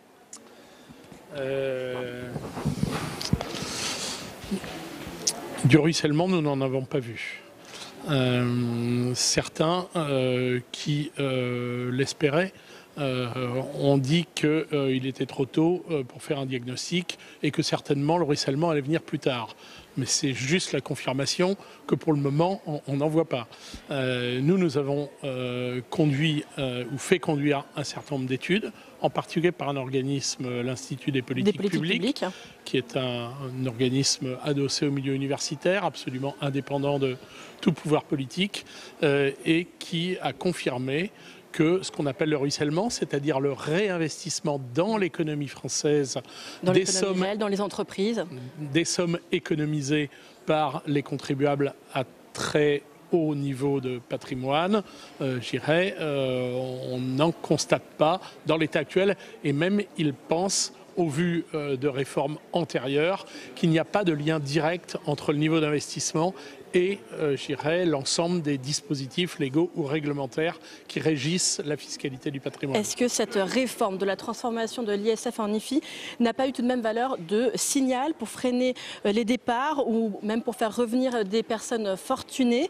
Est-ce que ce n'était pas avant tout un signal politique? Alors, un signal, je veux bien entendre qu'en effet, je dirais, une réforme de cette importance donne des signes. Mais en l'occurrence, s'il doit y avoir des signes, ce sont des signes contradictoires. Et les symboles, ils sont peut-être avantageux pour les détenteurs de très grandes fortunes qui payent beaucoup moins d'impôts désormais qu'ils n'en payaient auparavant. Mais il y a aussi un signal très négatif pour l'ensemble de nos concitoyens qui payent à payer leur part des charges publiques et qui voient de très grandes fortunes exonérées désormais de toute contribution. Si je vous suis bien, vous continuez à demander la suppression de cette réforme? Oui, absolument. Alors, pas forcément sa suppression au sens où ce que nous proposons de rétablir, ce serait un impôt sur la fortune d'une nature et selon des modalités qui seraient différentes de celles que nous avons connues par le passé. Il faut quand même tenir compte d'un certain nombre d'observations que notre rapport a permis de pointer et qui montrent qu'il y avait un certain nombre de dysfonctionnements. Nous proposons, par exemple, je propose de remonter le seuil pour exonérer 40% des contribuables de l'ancienne ISF. Eh bien, merci beaucoup Vincent Eblé d'avoir répondu à mes questions. Merci Tam. Agnès Verdi-Molini, une réaction? Non, mais je trouve d'abord très prématuré l'idée de trouver un résultat. Ensuite, je pense qu'en réalité, quand on regarde les investissements, notamment ce qu'on appelle les family office ces derniers temps, entre 2017 et 2018, on a plutôt une augmentation de 22% de l'investissement dans l'économie. Et là, le sujet, c'est qu'est-ce qu'on regarde, qu'est-ce qu'on cherche, hein. Nous, notre position à la Fondation IFRAP, ça a été toujours de dire il faut une baisse de la fiscalité du capital. Pourquoi? Pour qu'on soit compétitif et qu'on garde aussi les personnes en France pour qu'ils créent des emplois en France et qu'ils investissent en France. Et il y avait des départs autour de 700, 800 départs annuels. Aujourd'hui, ça a baissé autour de 400. Le dernier chiffre qu'on connaît, voire de moitié. Hein, voilà, ça a baissé. Enfin, c'est plus que 400, donc ça a baissé de moitié. Moi, ce que j'aimerais, c'est qu'on fasse revenir des contribuables qui sont partis. Pour l'instant, on voit bien que la fiscalité du capital, elle n'est pas encore malheureusement assez attractive. On est toujours très au-dessus de nos partenaires européens, contrairement à ce qui a l'air d'être dit là, en l'occurrence. Dire que ça a bénéficié que à certains, etc. Enfin, c'est inintéressant. Bon, il y a des chiffres. Le sujet, à un moment, c'est est-ce qu'on est attractif ? Est-ce que ceux qui ont créé des emplois, qui ont créé des entreprises, ont envie de rester en France, que ce soit par rapport à la fiscalité du capital ISF, mais aussi par rapport à la question, par exemple, des successions. Donc, ce sujet-là, il est encore à travailler. Pourquoi? Parce qu'on est toujours moins attractif que la plupart de nos collègues européens. Ah, on a connu Agnès beaucoup plus percutante pour la bonne et simple raison qu'elle n'a pas cité les chiffres. Moi, je prends les chiffres qui sont dans ce rapport. Mais les chiffres qui sont dans ce rapport, on sait vous pas allez me comment laisser ils ont parler été quand même. réalisés, Ne frustrez pas nos téléspectateurs des chiffres qui sont présents dans le rapport de la Commission des finances. Pendant un an sur ce plateau, j'ai dit moi, dans l'erreur, parce que en gros, les 1000 Français les plus riches avaient bénéficié en gros de 3 600 €. C'était les chiffres de la Commission des finances de l'Assemblée nationale. Mais j'ai été loin du compte. Tous les bénéficiaires de l'ISF ont bénéficié, donc, par sa suppression, en moyenne de 8 800 € de plus pour chaque bénéficiaire. Bon, ça, c'est le premier point. Deuxième point, sur les 100... je vais juste finir. Non, mais Agnès, je vais juste finir parce qu'il faut que les gens prennent la mesure de cette mesure pour les super riches. Les 100 Français les plus riches, je le dis ici, avec une certaine solennité, c'est les gains du loto. Ils ont gagné en moyenne entre la flat tax et l'ISF 1,7 million d'euros. Je le répète avec beaucoup de force. En général, je n'ai pas un ton genre France Insoumise, mais 1,7 million d'euros pour les 100 Français les plus riches. Alors là, c'est la fête du slip pour les super riches. Sauf qu'en réalité, beaucoup d'entre eux le sont ruissellement, parce que Vincent Ablé a dit on n'a pas les éléments. Il y a un élément sur lequel, il y a un secteur sur lequel on a les éléments, c'est la chute vertigineuse des dons aux associations caritatives liées, puisqu'il y avait une possibilité de finalement défiscaliser une partie de son ISF. Ça, c'était un aspect positif de l'ISF. Eh ben, les premiers perdants de ce ruissellement, il n'y en a plus. Il n'y en a plus du tout du ruissellement, bien qu'il y ait des cadeaux. 1,7 million par, finalement, bénéficiaires les plus riches. Eh bien, c'est le Secours populaire, c'est les Restos du Cœur, j'en passe et les meilleurs. Enfin, je viens sur un point qui est celui largement, mais Agnès n'est pas le gouvernement, sur le mode les expatriés vont-ils revenir, etc. Bon. Il y en a 250 qui sont revenus. dans le delta, entre ceux qui partent, ceux qui reviennent. 250 de plus. 3,8 milliards. Est-ce qu'on fait une petite règle de 3 ? Mais enfin, je veux dire, on a donné, là, pour le coup, 3,8 milliards de cadeaux fiscaux avec la suppression de l'ISF, mais c'est des chèques de plus de 20 à 30 millions d'euros pour ceux qui reviennent. Si on rapporte, bien évidemment que ça n'a aucun sens. Ce calcul n'a aucun sens. Mais Agnès, comme votre calcul n'a aucun sens. Après, on peut parler d'attractivité, mais le lien mécanique entre la suppression de l'ISF et l'attractivité, pardon. Je voudrais répondre. Je pense que malheureusement, l'ISF a fait partir de France de l'ordre de 173 milliards ces dernières années, et ça, c'est grave. Pourquoi ? Parce que ça supprime la possibilité de créer des emplois. Je ne sais pas d'où sort ce chiffre. Dans ce pays. C'est nous qui l'avons évalué. Ah, d'accord, c'est l'IFRAP. Et franchement, ce chiffre est très bon et il est validé. Si c'est le vôtre. Il est validé par beaucoup de modes de calcul différents. Donc après, il y a encore plus. Si on rajoute tous ceux qui sont partis pour d'autres raisons, notamment fiscalité des successions, notamment fiscalité sur les plus-values de cession, la question c'est est-ce qu'on veut garder ces capacités en France ou est-ce qu'on veut toujours les inciter à partir ? Parce que là où, quand on regarde, nous, par exemple le prélèvement forfaitaire unique à 30%, quand on regarde dans les autres pays, ils sont plutôt taxés à 26 ou à 28%, ils ne sont pas taxés à 30%. Donc toujours croire que la France est une île et qu'on va pouvoir taxer à 70, 75% quand on additionne tout, et que les gens vont rester en France, à investir en France et créer des emplois en France, c'est un leurre, voilà. Et c'est pas une possibilité. En revanche, qu'on ait envie qu'il y ait une incitation à investir, cette baisse de la fiscalité du capital dans nos PME, dans nos TPE, dans nos territoires, et qu'on mette en place, et ça, moi, pendant des mois, j'ai essayé auprès des parlementaires de la majorité, auprès de Matignon, auprès de l'Élysée, de leur faire passer l'idée qu'il fallait une incitation IR-PME, c'est-à-dire la même chose que l'ISF-PME, mais sur l'impôt sur le revenu, avec des plafonds très élevés, en dehors du plafond global des niches, et qui permettent de dire, voilà, vous avez une baisse de la fiscalité du capital. Nous, on vous demande, mais pas de manière obligatoire, mais on vous incite à aller financer. Et ça, ils le font au Royaume-Uni, avec un plafond à 1 million de livres sterling pour un couple, déductible à 30% et sans taxation des plus-values de cession à la sortie quand ils sortent de l'investissement dans l'entreprise. Donc, la question, c'est pas une question riche ou pas riche, combien vous avez gagné 8 000 Vous allez voir quoi. Si vous me laissez parler. C'est inintéressant. En une minute, la question, c'est qu'est-ce qui est bon pour notre pays ? Et ce qui est bon pour notre pays, c'est de baisser cette fiscalité. Alors, en 30 secondes, moi, j'ai jamais été favorable à la taxation à 75%, qui était un slogan. Mais pourtant, quand si on additionnait tout, on était clairement dans du confiscatoire. Par contre, le président Eblé a dit on avait des critiques à faire, y compris des amendements à faire s'il y a un maintien de l'ISF. Évidemment, et là je vous rejoins, peut-être pas dans les détails techniques, mais l'intention est la même. Évidemment qu'il fallait sans doute, non pas à 50%, mais exonérer à 100% les investissements dans les PME Made in France de ceux qui seraient encore assujettis à l'ISF. Ça fait partie dans le grand débat. C'est sorti de part et d'autre. Mais pourquoi on ne le fait pas sur l'impôt sur la fortune immobilière qui reste aujourd'hui ? En ce qui concerne... Pourquoi on ne le fait pas à la fois sur l'IFI et à la fois sur l'impôt sur le revenu ? Non, mais il y a aussi une dernière précision très utile sur l'IFI, c'est que ces fameux paysans qui sont imposés alors qu'ils n'ont pas les revenus en rapport avec soi-disant de la fortune, soi-disant que cette suppression de l'ISF allait permettre finalement que ces gens ne soient plus exposés à cette situation. En réalité, ça n'est pas du tout le cas. C'est le rapport du Sénat. Allez, troisième le rapport du Sénat, abordé avec vous, il va avoir du plomb dans l'aile assez rapidement. De la rémunération des élus, abordée dans le projet de loi engagement et proximité, débattu au Sénat en ce moment même. Vous le savez, Quentin, Quentin Calvet, vous suivez les discussions pour nous dans l'hémicycle, et je crois que le Sénat et l'exécutif s'opposent encore sur ce point, où disons que les sénateurs voudraient qu'il aille plus loin. Oui, Rebecca, je voudrais commencer par apporter quelques précisions avec plein de chiffres, ça va plaire à vos invités en plateau. Regardez, déjà on ne parle pas de rémunération des élus. Dans le code général des collectivités locales, on parle bien, vous voyez, du fait que comme dans tous les mandats locaux, les fonctions de maire, d'adjoint et de conseil municipal sont gratuites. Et d'ailleurs, un tiers des communes de moins de 500 habitants n'indemnisent pas leur maire. Cela représente 6 500 communes sur les 35 000 en France. Et d'ailleurs, seuls 500 sur les 550 000 élus locaux, seulement 190 000 bénéficient de cette indemnité de fonction. Mais alors, Rebecca, de quoi parle-t-on dans ce projet de loi Le Cornu sur ces indemnités pour les maires ? On parle de plafond de rémunération dans les petites communes, celles de moins de 3 500 habitants. C'est cela qui va changer. Regardez sur cette infographie, le projet vise à tirer vers le haut tous les plafonds. Sur la gauche, on voit la situation actuelle. Au milieu, le projet du gouvernement, celui du Sénat sur la droite. Pour bien comprendre, le gouvernement veut le même plafond pour tous tous les maires de petites communes. Le Sénat veut davantage lisser les seuils.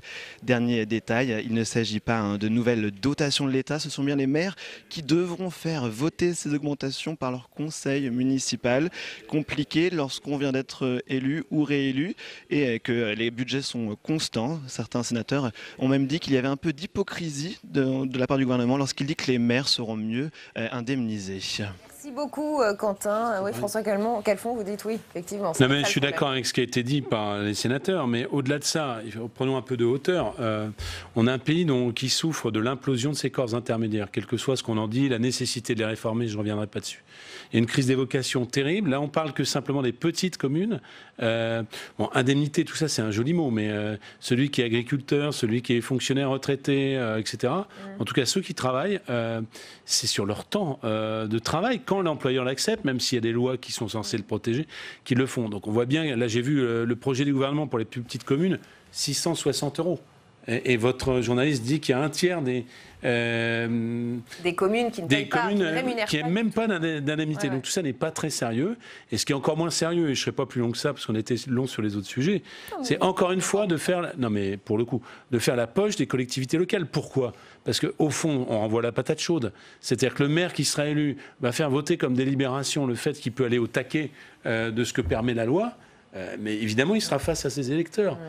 Or, si on veut reconstruire, après ce qu'on a dit, après Charlie, après la crise des Gilets jaunes, un encadrement des maires qui sont soutenus par plus de 70% des Français, c'est les seuls élus qui sont encore protégés, et on ne leur envoie pas la patate chaude de leurs propres indemnités. Le gouvernement doit faire un effort de ce côté-là. Agnès Verdier-Molinier. Je pense que ce sujet est un sujet qu'on ne prend pas par le bon angle. On n'a pas des indemnités au global trop faibles, on a trop d'élus. C'est ça le sujet numéro 1. On a 645 000 élus en France. Et François, qui connaît bien le sujet, ne pourra pas dire qu'il n'y a pas trop d'élus, par exemple, en Île-de-France, entre la région, le département, les intercos, les communes. Et certes, ils sont mal indemnisés, mais ils sont beaucoup trop nombreux. Combien siègent vraiment, en réalité, au quotidien ? Bon, on va pas revenir là-dessus. Vu la tête de François Calfon, il a l'air plutôt d'accord. Je vous laisse développer l'argument et je vous dirai ce que j'en pense. Le sujet, c'est vrai que nos élus sont plus mal payés qu'ailleurs, indemnisés. Quand on prend les comparaisons exactes sur des grandes villes, par exemple, entre par exemple Paris et Madrid, etc., ils sont beaucoup plus mal indemnisés, mais ils sont beaucoup plus nombreux. Donc à un moment, il faut qu'on regarde les choses de manière cohérente. On dépense 2 milliards en indemnités d'élus en France, c'est pas incorrect, c'est pas nul. Le sujet, c'est bien sûr, il faut revaloriser. Nous, on est les premiers à avoir publié des grilles pour dire, bah oui, le président d'un conseil régional, il doit être indemnisé autour de 10 000 € et pas ce qui n'est pas le cas, loin de là. C'est pas du tout le cas. Que les Français sachent que c'est maximum 4 000 €. On propose de doubler à peu près l'ensemble des indemnités de l'ensemble des élus. Mais de réduire le nombre. Mais de diviser par 5 le nombre d'élus. Pourquoi ? Parce que le problème, c'est qu'à force d'avoir des strates, d'ailleurs, c'est un peu. Mais sauf que vous y arrivez pas. Non, mais c'est un peu le sujet de cette loi aussi. C'est-à-dire qu'il y a un enchevêtrement des compétences entre le maire, l'intercommunalité. Les maires se retrouvent finalement avec. Il y a des doublons. Mais ils se retrouvent avec très peu de pouvoir. C'est pas assez dit. Agnès, je pense qu'il y a deux sujets. Il y a le sujet des grandes collectivités. Et est-ce qu'il y a un enchevêtrement J'y arrive pas. Je ne sais pas pourquoi j'y arrive pas. Disons. Trop de strates, par exemple en Ile-de-France, sans doute. Et d'ailleurs, on en a 33 000 élus. Est-ce que je peux terminer mon propos ? Parce que ce qui est important, c'est pas ça. Et je vous concède qu'il y a de quoi y réfléchir, y compris quand on crée la métropole du Grand Paris, alors que on n'a pas supprimé les départements. Donc ça, moi, je vous suis, mais en fait, c'est le serpent qui se mord la queue. Toutes les majorités n'y arrivent pas. Et d'ailleurs, Macron est tellement courageux que, soi-disant, il devait réformer le Grand Paris et il n'y a pas touché. Bon. Le vrai sujet de vos 2 milliards d'indemnités, c'est le bloc communal. C'est-à-dire qu'en réalité, c'est le nombre de communes qui en font. L'essentiel, c'est dans le bloc communal. Voilà. Et le bloc communal, c'est à 95% les communes rurales. On n'y peut rien. C'est comme ça. On peut dire c'est pas rationnel. Il faut faire des grandes communes. C'est dans le pacte républicain, y compris de la Révolution française, il y a une résistance du bloc communal qui est extraordinaire. J'en termine là. Je vais répondre parce que l'élu de proximité, qui est quasiment celui qui annonce, malheureusement l'accident de la route, comme je dis, etc., est bénévole.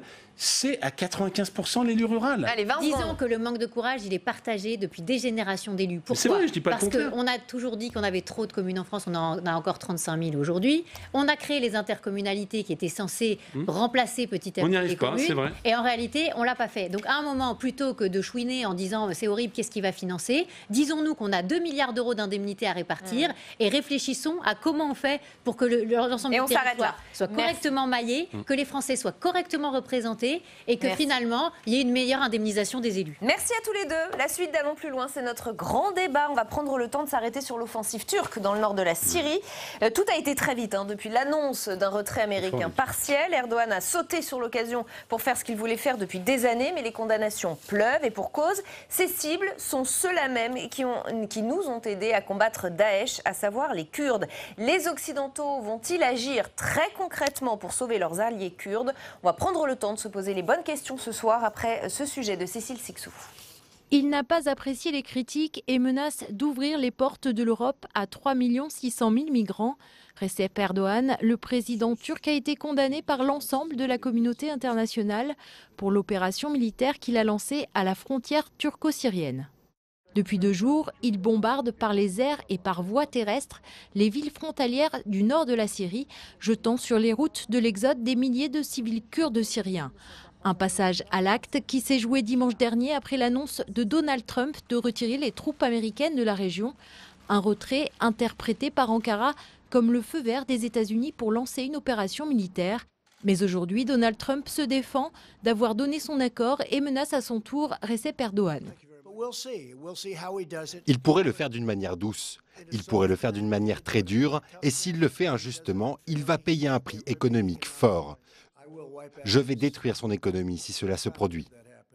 De leur côté, les Kurdes appellent les Européens à geler leurs relations diplomatiques avec Ankara en rappelant immédiatement leurs ambassadeurs.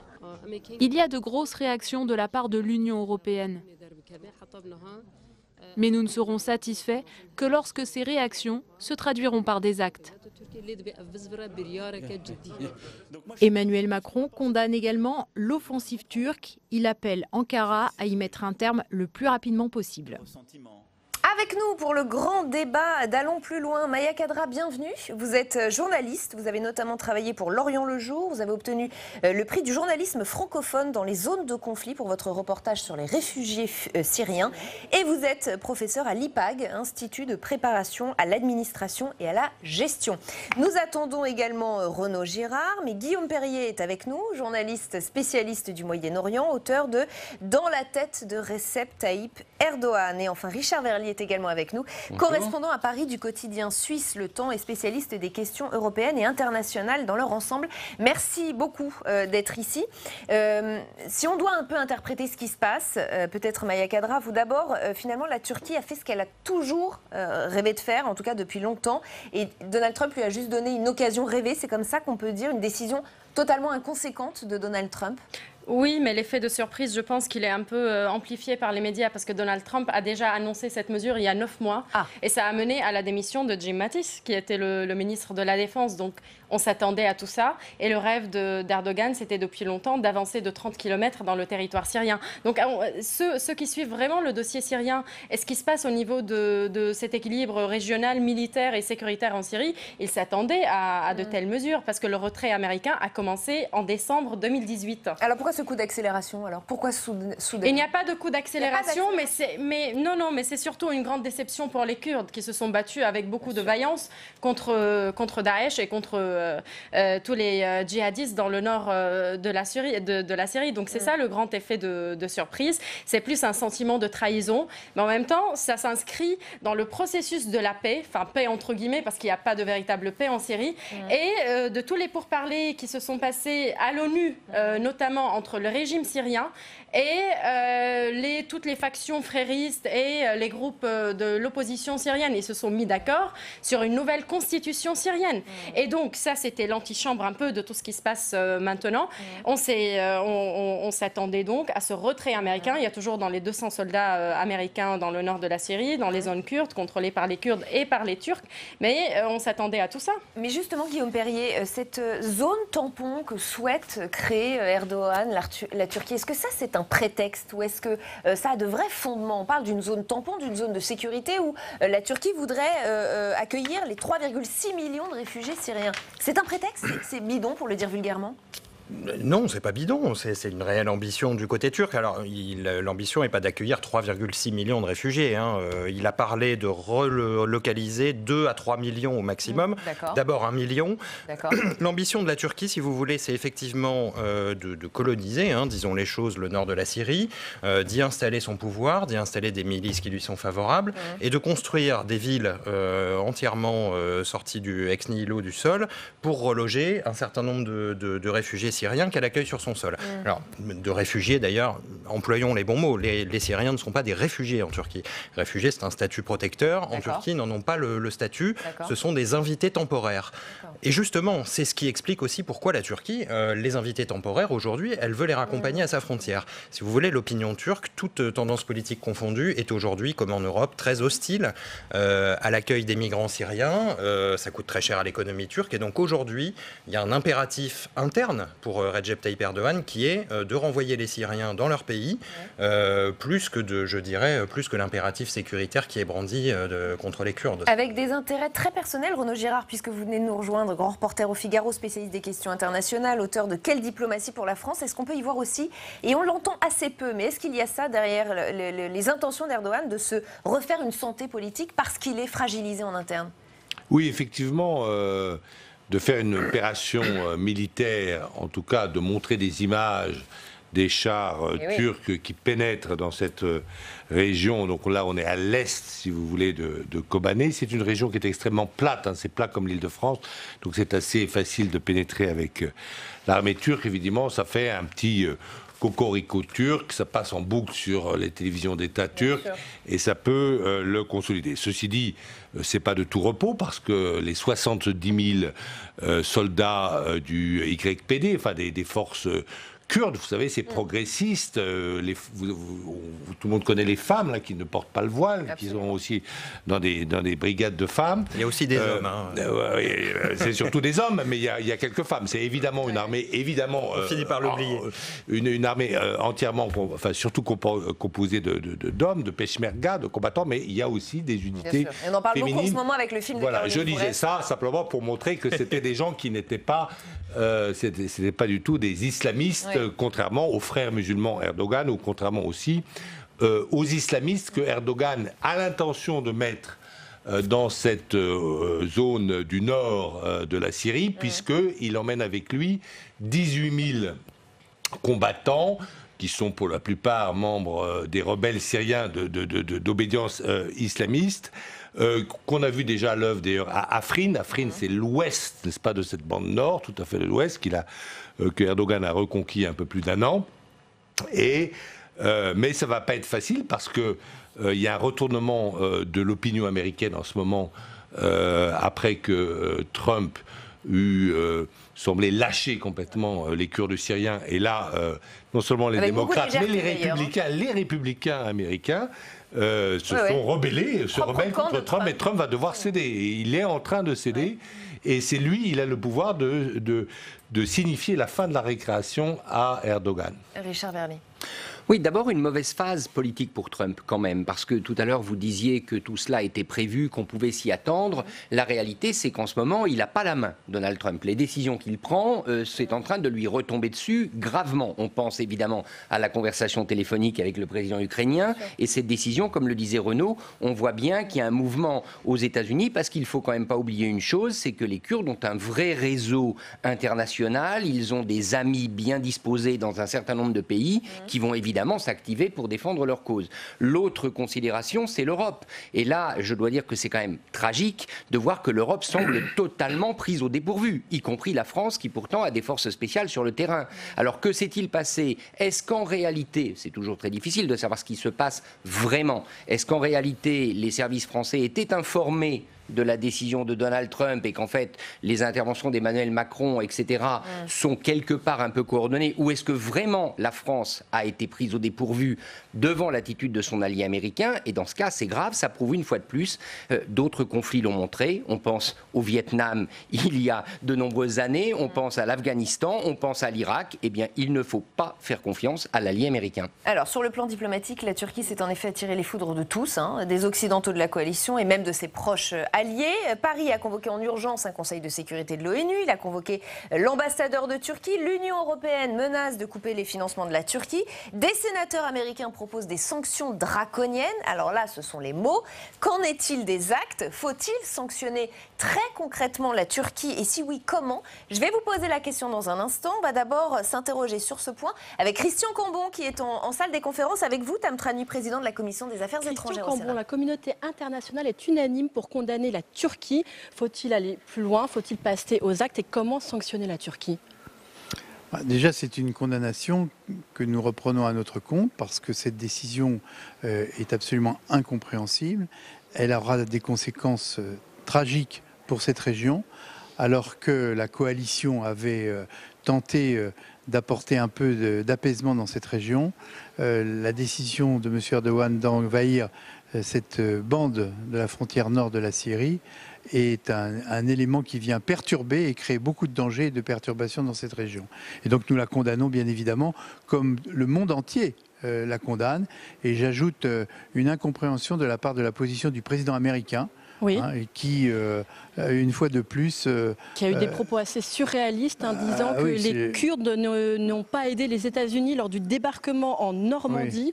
Comment est-ce que vous jugez ces propos? Et les Turcs non plus, du reste. Donc, je trouve que c'est des, des propos qui n'ont aucun sens, qui ne sont pas dignes du chef d'un grand pays comme les États-Unis. Selon vous, faut-il exclure la Turquie de l'OTAN ou suspendre sa participation? C'est ce qu'estime l'ancien président de la République, François Hollande. Écoutez, moi je pars demain à Londres pour l'Assemblée parlementaire de l'OTAN et donc je vais interpeller le secrétaire général de l'OTAN dimanche matin au cours de la session, M. Stoltenberg, pour lui demander ce qu'il compte faire en tant que responsable de l'OTAN. On ne peut pas continuer comme ça, des doubles langages et des attitudes qui sont évidemment contraires au droit international. Déjà, nous avons déploré que la Turquie s'invite dans les eaux territoriales de Chypre en mer Égée pour y installer ses plateformes. Et donc, vous savez, moi je dis à nos amis turcs, car la Turquie reste une amie de la France, et à un ami on dit la vérité. Et je dis à nos amis turcs que si vous voulez jouer le rôle de puissance régionale importante, ce que vous êtes, il faut aussi respecter le droit international. Et on ne peut pas se promener de chaque côté des frontières comme si on était chez soi. Donc il va certainement y avoir une suite à tout cela et moi en tous les cas je vais poser la question au secrétaire général de l'OTAN dimanche matin. Un discours de fermeté. Merci beaucoup Christian Cambon d'avoir répondu à mes questions. Merci Tam, et la suite elle commence maintenant. On apprend ce soir que la Norvège suspend toute exportation d'armes vers la Turquie. Guillaume Perrier, qu'est-ce que ça vous inspire, toutes ces paroles fermes? Alors écoutez, moi l'incompréhension de la position turque suscite ma propre incompréhension en fait. C'est-à-dire que la position turque elle est limpide depuis des années. Le président Erdogan a effectivement annoncé ses ambitions depuis très longtemps sur cette région. Dès 2011, l'idée de la zone tampon dans le nord de la Syrie est formulée, si vous voulez, avec ce prétexte, effectivement, d'accueillir de jouer un rôle de protection pour les réfugiés. On sait depuis le départ qu'il s'agit en fait d'imposer sa patte, d'imposer son influence dans cette région, de modifier la démographie. Et là, elle fait l'objet de menaces de la part de ses propres alliés. Mais en janvier 2018, quand Emmanuel Macron reçoit le président Erdogan à l'Elysée, si vous voulez, en grande pompe, et que l'opération d'Afrine est décrétée quelques jours plus tard par le président Erdogan, alors qu'il était dans une position d'isolement diplomatique, est-ce que cette question n'a pas été abordée entre les deux présidents à cette époque? Donc je pense que aujourd'hui on a l'impression que la diplomatie française, le gouvernement découvre un petit peu les intentions du président turc. Très bien, c'est après quelques années d'erreurs d'analyse, me semble-t-il, sur ses intentions. Mais qu'est-ce qu'on peut faire très concrètement, je ne sais pas, Renaud Girard, contre la Turquie, quand il y a des annonces d'éventuelles sanctions? Concrètement, qu'est-ce qu'on peut faire? D'abord, on peut dire qu'on ne partira pas. Et donc, ça, c'est un message qui va être si le président Macron... D'abord, le président Macron a appelé aujourd'hui à Lyon, dans un discours, la Turquie à se retirer derrière ses frontières. Il y a un effort des diplomates français aux Nations Unies en ce moment même pour obtenir une résolution condamnant la Turquie et lui demandant de revenir dans ses frontières. Oui, mais sans doute, ma question, nous l'obtiendrons pas. Ce sont des mots et des écrits. Voilà. Quoi de concret? Eh bien, on peut dire à nos soldats, ils sont à peu près, nos forces spéciales, ils sont, disons, le quart de ce qui sont des forces spéciales américaines, qui sont 1200, ils sont en même temps dans les mêmes camps que les Américains. On peut dire, avec nos alliés britanniques d'ailleurs, on peut dire, nous maintenons les soldats français et les Américains, et vous verrez que les Américains devront dire, que le président Trump devra dire, poussé par son Congrès, je maintiens mes soldats entre Kobané et Raqqa. D'ailleurs, vous avez remarqué qu'il a fait déjà un peu marche arrière, Trump, puisque il n'a déplacé que 50 soldats. Et peut-être les a-t-il placés d'ailleurs d'une base au nord, il y a 8 bases américaines, grosso modo, au nord au sud, si vous voulez. Donc en fait, il n'y a pas de véritable retrait militaire américain. Il y a pour pourtant, le moment, il a agi, Erdogan. Et pour le moment, si vous voulez, les Turcs d'ailleurs attaquent bien à l'est de Kobané, dans une zone qui correspond... On a la carte, nous aussi. Vous avez pris votre carte, nous aussi. Voilà. Exactement, vous l'avez. Entre Tal al-Abyad et Ras al-Ain, c'est là que les blindés sont en train de pénétrer en Syrie, dans une zone d'ailleurs qui avait été négociée cet été avec les Kurdes syriens, c'est-à-dire que les Kurdes syriens, pour montrer leur bonne volonté, avaient accepté une petite zone de sécurité et les Turcs s'étaient installés là, et là évidemment ils débordent en contournant évidemment, en laissant bien de côté, bien loin, les bases américaines où il y a aussi des soldats français. Mais si les Français, si le président Macron dit, quoi qu'il arrive, je maintiens mes troupes là-bas aux côtés des Kurdes syriens qui nous ont aidés contre les islamistes, je pense que Trump va être obligé, par la presse américaine, par le Congrès américain, on ne va pas laisser tomber nos alliés français et britanniques, nous restons là-bas. Mais des sanctions, je ne pense pas, moi. Je ne pense pas qu'il va être vraiment aux côtés de ses alliés, parce que Trump, en fait, il est en train d'exécuter une de ses promesses phares, une de ses promesses électorales phares, et c'était se désengluer de toutes les guerres. Et d'ailleurs, il a qualifié la guerre syrienne de guerre ridicule. Donc là, il est en plein dans l'exécution de cette promesse électorale. C'est très triste pour l'Europe, mais en même temps, c'est la politique de Trump. Et au moins, il est élu pour ça. Donc, malheureusement, pour vous, il faut aller plus loin dans les sanctions contre la Turquie. Il faut des sanctions financières. Il faut sur un plan européen, oui. Parce que l'Europe, elle a atteint, pour moi, un point de non-retour sur le plan des réfugiés. Elle a beaucoup trop accueilli et les frontières sont tellement poreuses. On a vu ça depuis 2015 et tous les attentats que ça a généré. Il faut que l'Europe, déjà, il faut qu'il y ait un congrès européen pour qu'on puisse prendre les mesures très fermes, très intransigeantes contre ces nouvelles menaces et de la part des Turcs et de la part des Kurdes aussi. Parce que n'oublions pas que les Kurdes aussi, ils jouent au chantage, ils contrôlent en fait les centres de rétention de beaucoup de djihadistes. On y viendra. Donc, ils font du chantage et ils menacent et ils disent qu'on va libérer ces djihadistes.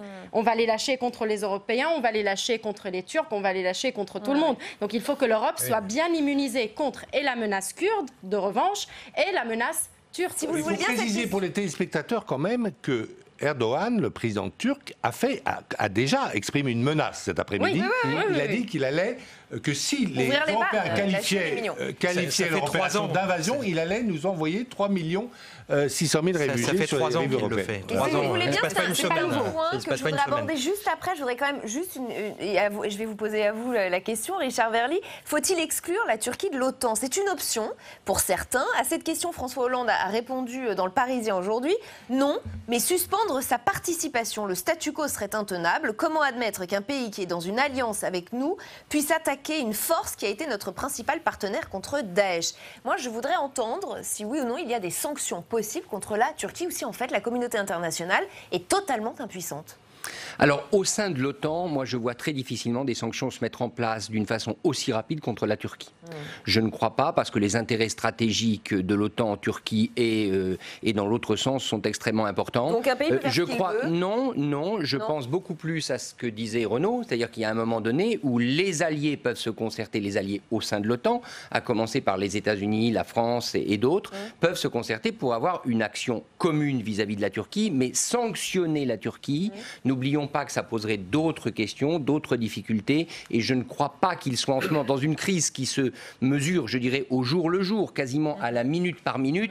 Rentrer dans une logique de sanctions, ce ne ferait que compliquer les choses, et ça ouvrirait la porte à Erdogan, dont on sait qu'il est prêt éventuellement à des actes un peu inconsidérés, je ne sais pas, à faire bien d'autres choses. Par contre, il y a en matière de risque d'arrivée massive de migrants des mesures à prendre. Il y en a une en particulier que l'Europe devrait prendre, et peut-être vont-ils le faire, il faut l'espérer, c'est très vite mettre en place un plan d'urgence avec la Grèce. Aujourd'hui, il y a en Grèce, et c'est une grande différence par rapport à la crise ancienne des migrants, il y a en Grèce un gouvernement de droite, le gouvernement Mitsotakis, qui est, je dirais, beaucoup plus disposé à une politique de fermeté. Et vous savez que les camps en ce moment en Grèce sont surpeuplés, c'est très difficile, mais ce gouvernement est beaucoup plus prêt à en discuter que ne l'était le gouvernement précédent. Eh bien, c'est le moment, non pas de promettre de l'argent à la Turquie, mais de promettre de l'argent à la Grèce, peut-être d'ouvrir de nouvelles installations, d'ouvrir de nouveaux camps. Il faut préparer ce pays, parce que si on laisse la Grèce craquer, à ce moment-là, ça devient extrêmement difficile. Alors, effectivement, c'est l'autre question majeure que pose cette attaque, et elle nous concerne, nous, directement.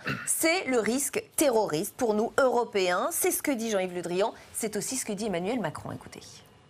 Dans la zone du nord-est syrien, on considère qu'il y a à peu près 400 à 450 Français, dans un ensemble de plusieurs centaines, voire de milliers de combattants étrangers.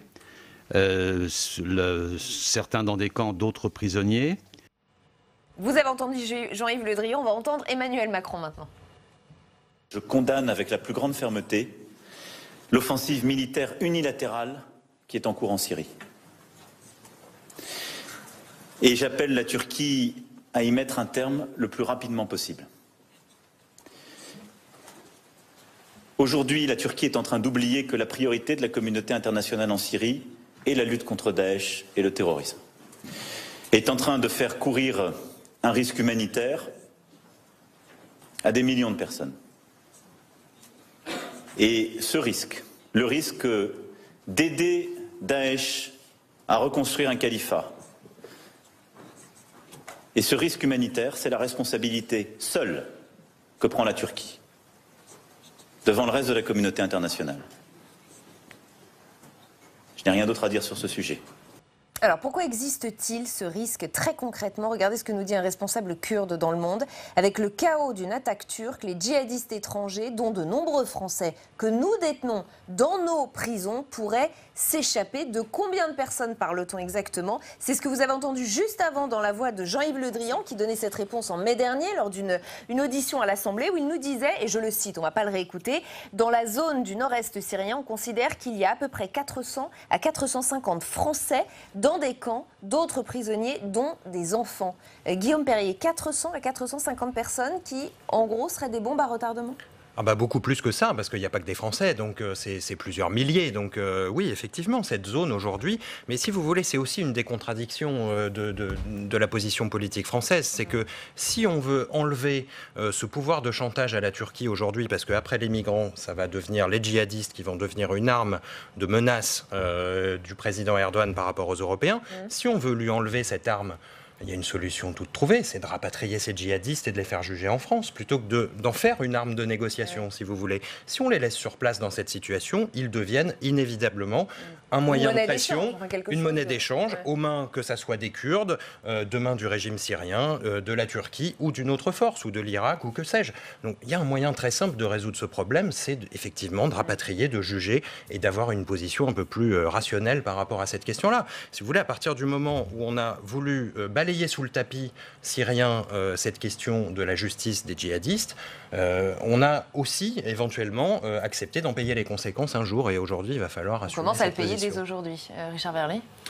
Oui, effectivement. Alors, il y a différentes propositions qui circulent. D'ailleurs, il y en avait une qui était de transmettre les dossiers de ces djihadistes à la Cour pénale internationale, ce qui pourrait être une question à étudier et à étudier rapidement. Mais en tout état de cause, il va falloir se préparer à la possibilité de les voir sortir des endroits de détention où ils se trouvent. Et là, il y a une urgence qui est une urgence européenne, encore une fois, parce qu'il n'y a pas que des ressortissants français, vous venez de le dire. Il y a une nécessité de prendre une action concertée, parce que ce serait inimaginable qu'un pays rapatrie les siens alors que l'autre pays de l'Union européenne ne les rapatrie pas. Donc là, il y a vraiment des dossiers sur lesquels l'Union européenne doit être capable d'agir. Elle n'est pas nécessairement obligée d'agir à 28. D'ailleurs, un certain nombre de pays peuvent décider d'agir maintenant ensemble, mais il faut des décisions, il faut en tout cas un plan, et pour l'instant, nous n'avons pas vu l'ébauche d'un seul plan. Parce que pour le moment, pour bien comprendre, Renaud Girard, il y a en ce moment même dans les camps tenus par les Kurdes, des djihadistes français et d'autres nationalités, et que ces Kurdes étant attaqués, peuvent ouvrir ou en tout cas ne plus surveiller. Il y a un grand camp qui se trouve au sud, je ne sais pas si la carte on va peut-être la remettre, la carte. Qui se trouve au sud d'Assaké, qui s'appelle El Hol. Et là où vous avez 70 000 djihadistes, c'est-à-dire en fait, ce sont les gens qui ont été faits prisonniers par les forces kurdes lorsqu'elles ont repris en fait le califat islamique de l'émir Ibrahim. Voilà, donc là, ça y est pas, mais c'est, si vous voulez, c'est au sud-est de Ras Al Ain. D'accord. Et on sait que ce camp où il y en a 70 000, il y a aussi, tout à l'extrême est, il y a aussi une prison où il y a des djihadistes.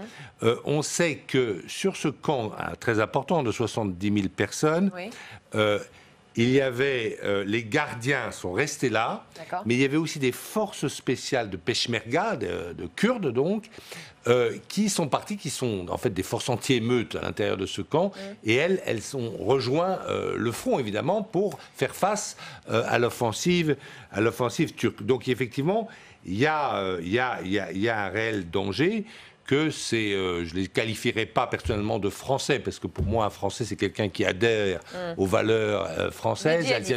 J'appellerais ça des porteurs de passeports français, donc de gens qui ont des documents d'identité qui leur permettent, hélas, de revenir assez facilement sur notre territoire pour, évidemment, puisque ce sont des gens extrêmement convaincus, y commettre des attentats et recommencer des Bataclan et autres. C'est terrible parce que Maya Kadra, on a à la fois le sentiment de trahison pour les Kurdes et on a aussi la peur, nous, en tant qu'Européens, de se faire à nouveau attaquer. Il y a une double peur qui sort de cette attaque turque.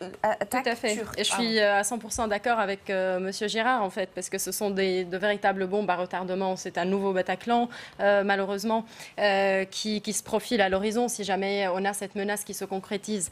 Mais la France pourrait toujours, et l'Europe, l'Union européenne d'une manière plus générale, elle pourrait toujours opter pour une solution à l'irakienne. On a vu quel était le sort des djihadistes en Irak. Les 350 djihadistes, il y a eu des exécutions passées sous silence, et il y a eu également, là-bas, ils ont eu affaire aux tribunaux irakiens. Et plusieurs militants des droits de l'homme, ici en France, ils ont été un peu critiqués, les conditions dans lesquelles ils ont été jugés. Mais malheureusement, en Syrie, on n'a pas un État avec un pouvoir central. Bachar al-Assad n'est pas un président puissant. Il y a la Russie, il y a la Turquie, il y a les Américains, il y a les Européens, il y a la France, il y a les Iraniens, il ne faut pas l'oublier. Donc, le sort de ces djihadistes qui s'en occupent, qui en est responsable. Donc là, on a un scénario complètement différent de celui de l'Irak. Il faut faire, comme monsieur l'a déjà dit, un congrès, organiser un grand congrès européen, soutenir la Grèce aussi financièrement pour mettre en place de nouveaux camps de réfugiés éventuellement. Et il faut être ferme aussi. Il faut que l'Europe, comme M. Girard aussi a dit, soit consciente que ces gens-là ne sont pas des citoyens français ou européens. Ce sont des personnes qui détiennent des documents officiels européens. Donc c'est qui veulent la mort de l'Europe avec ses valeurs et qui veulent la mort de la France. Il ne faut pas se laisser faire à leur chantage surtout. Ils n'ont que le passeport français, des passeports européens aussi, mais ce ne sont pas de véritables citoyens patriotes. Qui se sont mis hors du système juridique occidental en prenant des femmes comme esclaves sexuelles, en décapitant des enfants, en tuant sur le papier, des chiites. Français, voilà. Pour l'instant, Richard Verny. Sur leurs documents, oui. Oui, alors effectivement, il nous reste 2 minutes, on peut comprendre l'émotion, mais je crois, rappelons quand même une donnée de base, Renaud, c'est que certes, on peut les appeler porteurs de documents français, mais ce sont des Français de nationalité, et donc il y a pour cela la justice. Voilà. Donc c'est la justice qui doit se mettre en place. Moi, je ne dis pas pas de droits de l'homme pour les ennemis des droits de l'homme. Là, je suis très clair. Alors, pas de droits de l'homme, Monsieur Verly, vous êtes suisse, vous êtes bien tranquille en Suisse. Je dis pas de droits de l'homme. Non, il n'y a pas eu de Bataclan. Je dis pas de droits de l'homme, pas de rapatriement pour des gens qui vont faire d'autres Bataclans. Les choses sont extrêmement claires. Alors, je pense juste qu'il faut que la justice s'exerce et il ne faut pas penser que quel que soit l'avenir de l'intervention militaire d'Erdogan maintenant dans cette zone, la situation va pouvoir durer. Parce que ce n'est pas pensable, on sait ce qu'il est advenu de Guantanamo, donc il faut de toute manière trouver une solution pour ces populations qui sont aujourd'hui dans une zone qui de toute manière à un moment donné sera toujours une zone turbulente et difficile. Ce sont des solutions difficiles à trouver, je n'irai sûrement pas sur le terrain indiqué de dire qu'il ne faut pas leur donner droit à la justice, il faut que la justice s'exerce, mais dans ce cas de figure, il y a des formes de justice spéciales qui peuvent peut-être s'exercer, et j'en reviens à la Cour pénale internationale ou autre, trouver des dispositifs adéquats. Guillaume Perrier, en 40 secondes. Je partage l'avis de Richard Verly, je crois que effectivement la justice doit s'appliquer. Ça peut être effectivement, on peut considérer que ce sont des citoyens qui se sont débarrassés de leur volonté d'être citoyens, mais il faut les juger pour ça. Enfin, on ne peut pas décider sans jugement de qui est coupable et de qui ne l'est pas. Donc après, on applique les peines effectivement que l'on veut, mais je crois que ce système doit aussi nous permettre, si vous voulez, de donner justice aussi pour les victimes du terrorisme. Elles aussi méritent aussi une forme de justice. Et puis d'autre part, un pays civilisé ne peut pas régler ses comptes avec des djihadistes, avec les armes de ses adversaires. Assurer la sécurité. Un État civilisé doit en priorité assurer la sécurité de ses citoyens et éviter que recommence des Bataclans. Ça n'est pas ce qu'on fait malheureusement. Merci beaucoup à tous les quatre d'avoir participé à ce débat de manière aussi animée. Demain, vous avez rendez-vous avec Oriane Mancini dans Bonjour chez vous. Son invité sera Jean-Baptiste Djebbari, secrétaire d'État au transport. Bonne soirée sur Public Sénat.